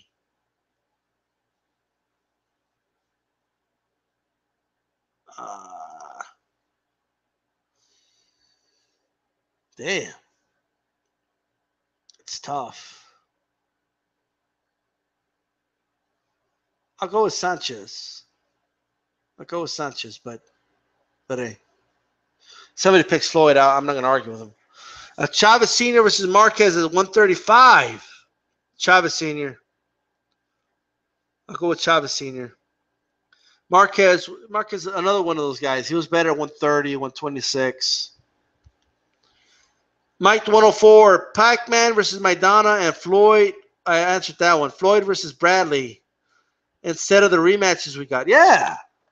See, they could have done that shit. You could have definitely done that. Beast Mode says, did someone ask Floyd versus Sugar Ray Leonard? No, but you did. I would go with Sugar Ray Leonard. And this is assuming you're talking about 147, right? So I got to go with Sugar Ray Leonard. That's really the only place the fight could happen, 147. The Truth, Calzaghe versus Ward. I got Ward. I got Andre Ward. 168, I'm assuming you're asking. I got Andre Ward. Rascalot, 222. 140 Pryor is unbeatable. Pernell, my favorite fighter, won't keep Pryor off of him. You don't think Whitaker could pull it off? No. Pryor could win, man. I mean, I'm not saying he wouldn't. I mean, you guys are giving me some tough matchups here. You know, damn. All right. Mike says, LOL, Rascalot, knock out the fat. Beast Mode 2006. How many rounds in the Sanchez-Floyd fight? 15. Oh, that's a good question. If it goes 15, it changes the whole fucking dynamic of the fight. Do you know what I mean? I'm glad he bought up 15 rounds. We're going to talk about that in a moment. Sweet Pea versus Crawford. Right now, and I'm basing this off of some of the stuff I saw in the Gamboa fight, I would go with Sweet Pea. But Crawford, man, Crawford's not done improving, guys. Crawford's not a finished product, right? So, I'm just saying. Raskolov thinks Calzaghe will work Ward. It might be one of those fights, man, where some people thought Hopkins won, some people thought Calzaghe won. They scored it differently based on different things, you know. Hulk Hogan says, any fighter you think is unbeatable in their prime? I think Salvador Sanchez was unbeatable in his prime. I thought Floyd at 130 was unbeatable. I think Roy Jones in his prime, 160 to 168, unbeatable. Even at the beginning of his 175 pound career. I don't know if unbeatable is the right word, but Ali, at the height of his career, you know, right before the whole Vietnam thing happened, was a very dominant champion.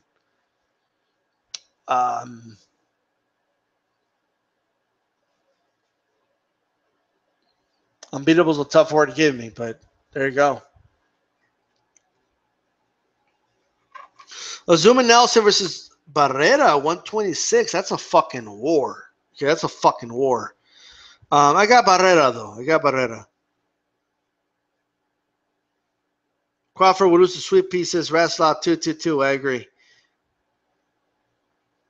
Message retracted. I don't read it on time. I Corte versus Joshua Claudius. Raslov 222. I got I Corte. Joshua Shell will not work against the bazooka's jab, man. It's just what it. The truth, Hopkins won that fight against Calzaghe. I agree. I had Hopkins winning, but it was a close fight, man. It was a really close fight, you know. Ray Robinson at 147 prime, unbeatable Ali, prime, definitely unbeatable. Ray Robinson 147, yeah, you got to say so. And Ali, like I said, Ali, like after he beat Liston, like everybody thought Liston was unbeatable. Like after he destroyed Floyd Patterson, and Ali beats Liston, and then like I think that Ali was a very dominant champion, man. And it's a shame what happened. Like the fact that he had to relinquish the title, and then and the whole Vietnam thing. We missed out on Ali's prime. Like I honestly believe we missed out on his peak. I don't even think we saw the very best Ali. So that's crazy. What I think was better, Oscar or Trinidad? I think Oscar was an overall better boxer. Trinidad's hook was at a whole nother level of lethal, but I got to go with Oscar, man. The truth agrees with me. Ward beats Calzaghe. Rascalot 2-2. Zuma Nelson would beat Barrera because Barrera likes to go to war. You might be right about that. Barrera, he lost to Junior Jones. You're probably right about that. You're probably right. Good point. Who do you think was the better fighter, Oscar Trinidad? I said Oscar. Rascalot 2-2. Barrera is my favorite Mexican fighter next to Michael Cabral. Good fighter. Willie Pep versus Pacquiao. I don't know. I don't like to put fighters in the ring when they're that far apart, in history. I'm gonna go with Pacquiao. It's too much boxing knowledge at this point. We know too much right now, so it's But I'll go with Pacquiao. But who fucking knows? AJ10, the Mayweather who fought Gotti versus Crawford now.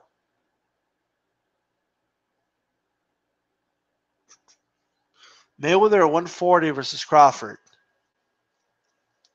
I'll go with Mayweather. He had experience. He had tougher competition, more seasoned at that point.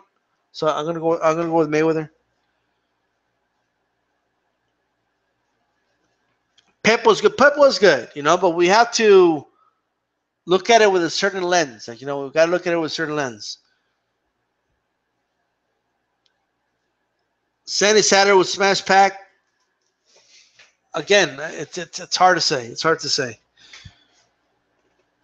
When do I think fighters start using steroids? My best guess is the 80s. I'm not the expert on that, so don't go around telling people it started in the 80s. I heard it. DStyle say it. Like, I don't know. It's a guess.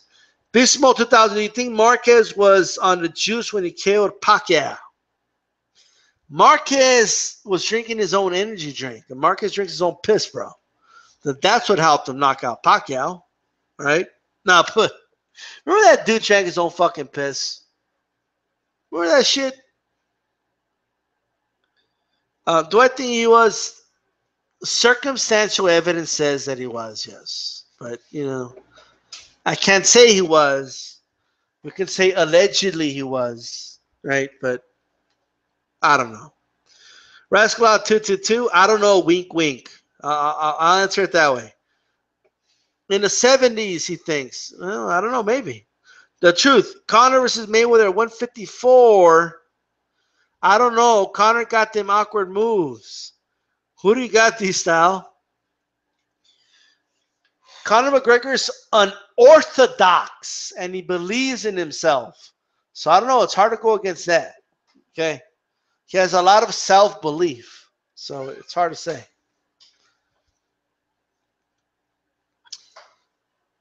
Steroids was on the rise in the 70s, says Rascal222. Probably knows more about it than me, guys. So, Salvador Sanchez versus Rigo at 126.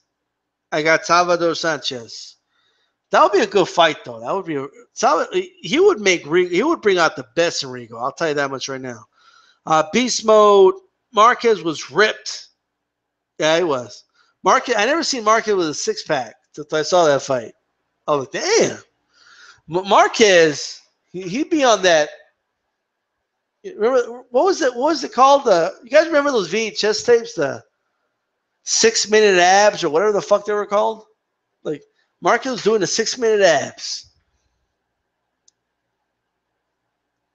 Hagler versus McCallum at 160. I got Hagler, but that's a very good fight.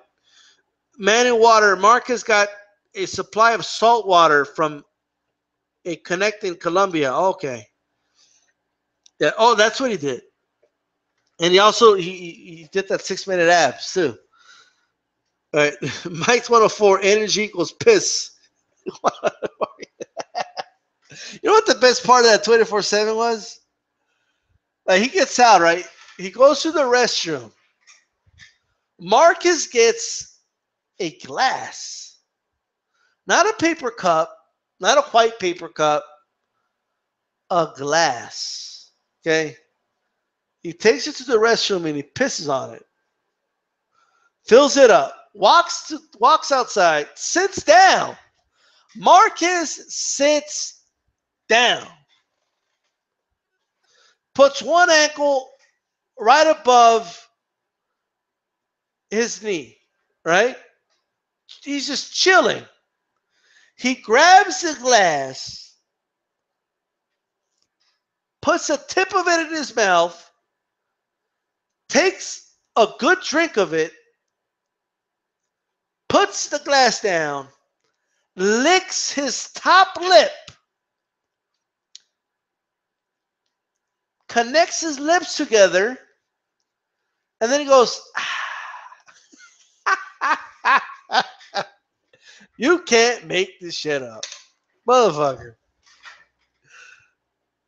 We should thank Mayweather that he didn't get knocked out in that fight. If Marcus would have knocked out Mayweather, every fucking fighter on earth, you think it's bad? Like, everybody's saying, oh, if Conor beats Floyd, everybody's going to be doing that workout. Now, if Marcus beat Floyd, every motherfucker in boxing right now will be drinking their own fucking piss, man. And I'll tell you that right now. That's what you got to do. I got a story about my uncle. I'll tell you, like, oh, that shit's hilarious. Spence versus Canelo. Uh, right now, I'd favor Canelo, but I mean, Spence would have to move up, to 154. I mean, D-Style versus ES News. Reporting. I don't know, man. Ellie said back, he's around the boxing gyms and MMA gyms. He may know some moves, man. You never fucking know. Man in water, if I really believed drinking my piss would make me a better fighter, I'd drink it too. But I wouldn't tell anyone.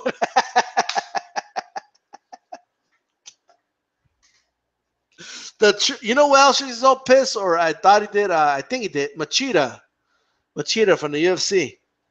Believe it, there's a lot of athletes that do that disgusting shit. Like, I don't know, man. That's the toxins. That's your body getting rid of fucking toxins. What are you doing? Put it back in your fucking body. He gave 2 thumbs. Did he give the 2 thumbs up after he drank that shit? I forgot about that. The truth, that was nasty as hell. I remember he gulped it down.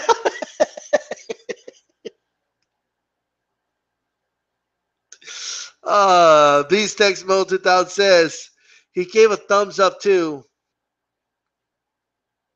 Shrent says, "These I've seen those videos I sent you. Where did you send them?" And I'll check them out.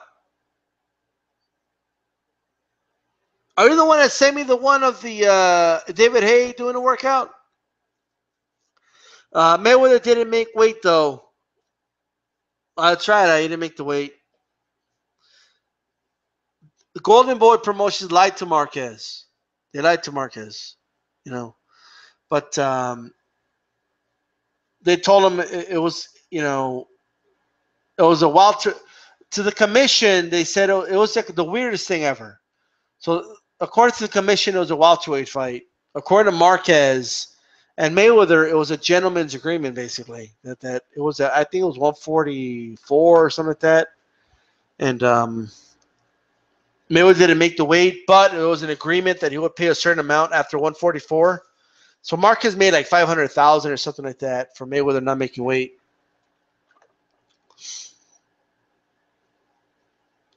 Man of Water says, but it's sterile this style. Alex Sebek got a lot of energy, and his stupid question are like jabs to the solar plexus. Like I'd be ready to fight Ellie, right? Like, oh, I'm gonna jab this motherfucker right in the face right now. Yeah, but hey, D-Style, why are you wearing those shoes? Like, like he would clown me for wearing like old shoes and shit. Like, and then I'll like look down. I'll look at my shoes because he's asking me about them, and then Ali would probably get me with an uppercut. Who fucking knows, right? So you got to be careful. You got to be careful. Mike 104 says he pissed out the drugs and roids, and he wants it back in. I'll check my YouTube inbox, bro. Cringeworthy breakdowns. Oh, I gotta watch that shit. You ask me how much Floyd will weigh on fight night. I'm guessing. This is guessing. Don't believe what a lot of these Mayweather fans say. Okay, this dude doesn't wake up at 144 pounds. Okay, that's like, you know what I mean? Don't believe that shit. Right? When Mayweather says I was 145 on fight night against Pacquiao, that's a bunch of horse shit. Okay. I think Mayweather's going to be around 159, 165. I know 159 is like freaking ridiculous, but anywhere from 158 to 165, I'd say somewhere around there. Mayweather's going to be. I think Connor's going to be probably 10 pounds heavier than that. That's my guess. I honestly believe that they're going to make Conor a little lighter than he usually is in UFC fights. Boxing, it's a cardio sport, boxing, and it's a constant cardio, and you have to have a lot of cardio. You don't want to come into heavy, you just don't, and you don't want to balloon up in weight that much. You don't want to give up that much water weight 24 hours before a match, you know what I mean? So, I think Conor's going to outweigh Floyd, but not by. After Floyd wins, all the Mayweather fans are going to be like, oh, yeah, weighed him by 30 pounds. That's a bunch of horseshit, okay?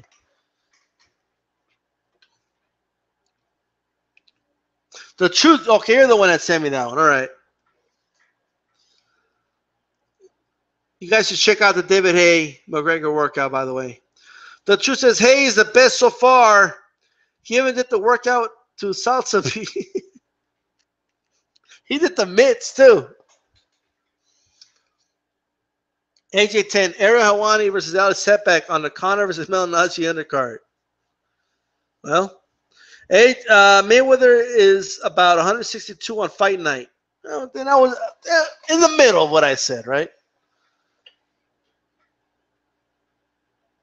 Thought it was 160 versus Big Show.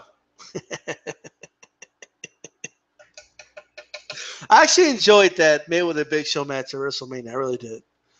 It was when they gave like when the money team threw in the like. If somebody would have told me like one of these days Mayweather's gonna be in the WWE hitting a wrestler with a steel chair, I would have been like, get the fuck out of here. Like here I was, like Mayweather hitting the dude with a steel chair. I mean, it was hilarious. Conor versus Khan. Holy shit. Like, I could picture Khan, like, beating the shit out of Conor. Like, just beating the shit out of him. Like, boom, boom, boom, boom, boom. Like, and then just getting caught with something. Like, boom, just getting caught with a shot out of nowhere. And Khan gets knocked down at least once in that fight, if not knocked out. But he beats the shit out of Conor until Conor touches him in the chin. Who fucking knows? I got Khan, real talk, but it's so funny to clown Khan. He got that warm up from a Gracie. All right. Gracie's do Brazilian Jiu-Jitsu. Did anybody tell that to this dude? Especially Conor history gassing after 3 rounds. He needs the cardio. Yeah, he needs the cardio, man. Mike 104, Mosley was 160 versus Shaq. Mosley beat the shit out of Shaq. Like, holy shit. Shaq can't box for the shit, man. Game of Thrones or The Walking Dead. Oh, those are my 2 favorite shows, bro. To Afro-Rican. I got to go with Game of Thrones, but I like Walking Dead too. Man of Water. Khan beats Conor. Too much speed, too much heart. Yeah, but you got to admit, Man of Water, like, he's going to go down. He's going to get knocked down at least one time. Shrint says, I can't wait to hear you destroy those predictions. LOL. Yeah, I'll do those, man. The Truth says, at Hulk, do you know where he got the dancing uppercuts from? Because I never seen that. Khan's too fast, worried about his chin, says Shrint. Hulk Hogan, I saw a video. Okay. Beast mode. Khan was busting Maidana's ass for a while. Yeah, but that was Khan years ago, man, before they started denting that fucking chin. I'm just gassing on Khan, says Mike 104. The Truth, he only needs to breathe on Khan's chin and it's over. McGregor might get in his head. Like, you don't got a chin. Like, you know, he would just get in his head. Imagine Shaq could box. What a killer he would be. Well, I don't know, man. Shane Mosley was beating the shit out of him. Man in Water, rocked, yes, but if he can't take Maidana, I think he can take Conor. Unless he's totally shot. Yeah, I mean, I agree Khan beats him, but it's not out of the realm of possibility that he could get knocked out. Or stopped, anyway. But I would favor Khan, but you know, Khan's a much better boxer. He would beat the shit out of him, like, you know. But it's got 10-ounce gloves. Yeah.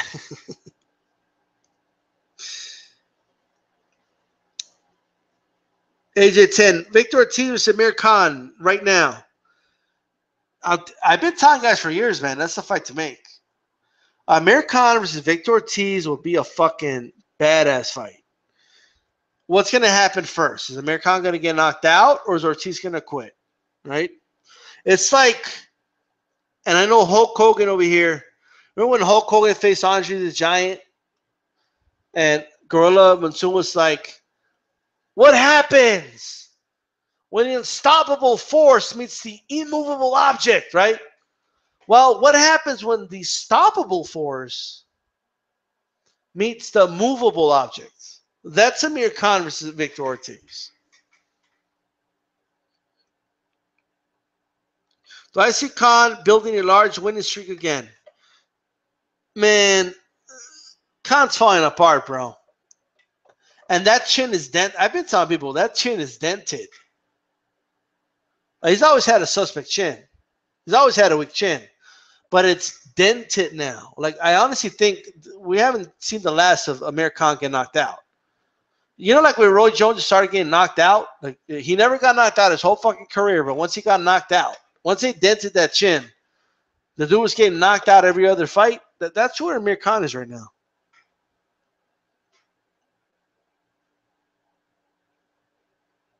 AJ 10. We should have a shot boxer championship, Khan versus Ortiz, Real versus Broner. Khan has to fight Brooke. Does he? Or like, what? Poor guy. I think Brooke knocks him out, man. I think Brooke's gonna knock that dude out, man. Cal Brooks gonna hurt Khan, man. I'm telling you guys right now. I know Cal Brooks lost to Gennady Golovkin, he lost to Errol Spence, but he's gonna hurt Khan, man. Amir Khan's gonna die, man. Rousey might go to wrestling, will she? Khan, Brooke, Rios, Ortiz, bad blood fight. Fatal four-way? Man, what Khan is done. Knocked into outer space by Canelo and women plus alcohol problems. Yeah, Khan is done. Khan's done, bro. Like, when I think that dude's done. It's dented. It's been dented, guys. I just don't understand why Khan doesn't make his neck stronger to make his chin stronger since the boxing office. He has. He's been doing those workouts, bro. Have you seen Amir Khan's chin? I'm sorry, like his neck. He's got veins in it and shit. He works that neck out. It's just some dudes just don't have a chin. Brooks' eyes is Amir Khan's chin. Who wins? Well, that's true. That's true. Shred says Canelo slept Khan. It goes past his bedtime. I go to sleep. Boom. Beast Mode said, I thought Morales was going to die versus Maidana. What the fuck happened there? Good fucking question. I don't fucking know. Right? I thought Morales was getting hurt in that fight. He proved me wrong. And, man, that was a hell of a... And I love that, man. That was a great performance, man. I thought Morales won. I thought Morales won that fight. I thought Morales was going to die versus Maidana, so as well. And anyway, quick question, guys. Last question of the night. I'm gonna ask you guys the questions now, right? Active fighters today. Active fighters today.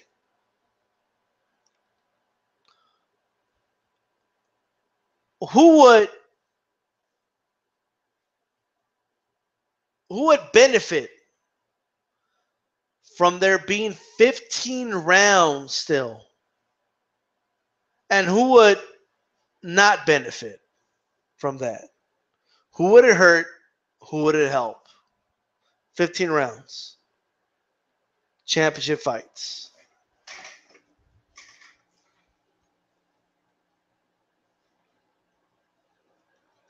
Boxing office believes Canelo's a hoax. You think Canelo will go 15 rounds? Mike 104 saying it's a good hangout. Thumbs up. Hey, thanks, bro. The truth. Danny Garcia may Khan do the electric Bugalo. Right.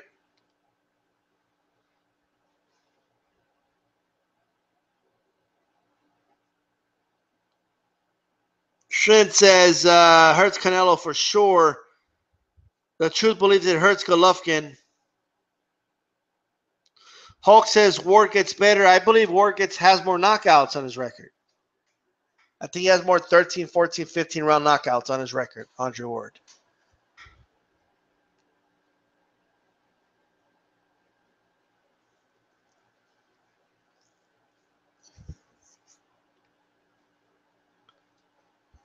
What about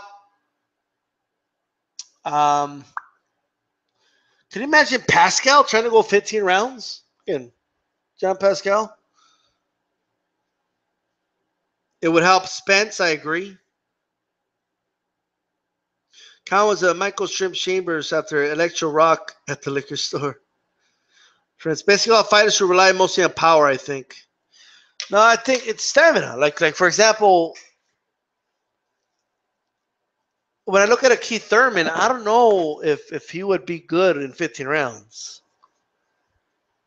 You know, I don't know if he would.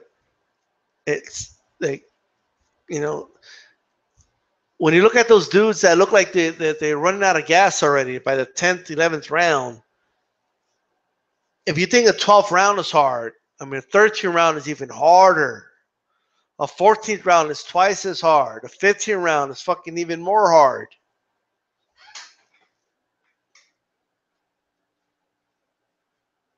If Pascal gassed after 4. Of course he would gas. Margarito. It would benefit Lomachenko, Mayweather, Margarito, Ward, Martinez, Wrights. It would help Porter. It might help Porter, actually. That's a good one. It would help Margarito die in the ring. He would just take more punishment. It would hurt Cotto. I agree. Look at that Cotto fight with Mosley. He looks spent, like after the 10th round. It would hurt Canelo, of course. Canelo, man. Canelo already takes breaks. Like, he already takes like 2-3 rounds off every fight. Kovalev, yeah, you could say that. Broner would definitely hurt from that.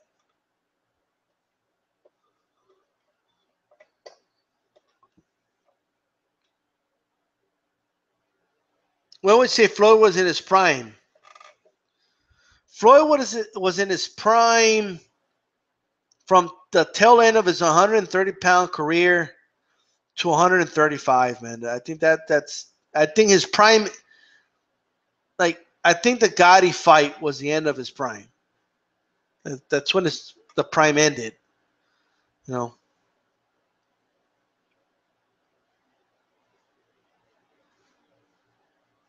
Canelo not going to win one round. It's getting stopped in the late rounds. Yeah, but Canelo stands between rounds, helps him a lot, he says. Yeah, okay. The truth, it would help Erislandy Lara. It would help Lara, yeah. Anyways, guys, I'm going to wrap this up, guys. It's been great, you know, talking boxing with you guys. And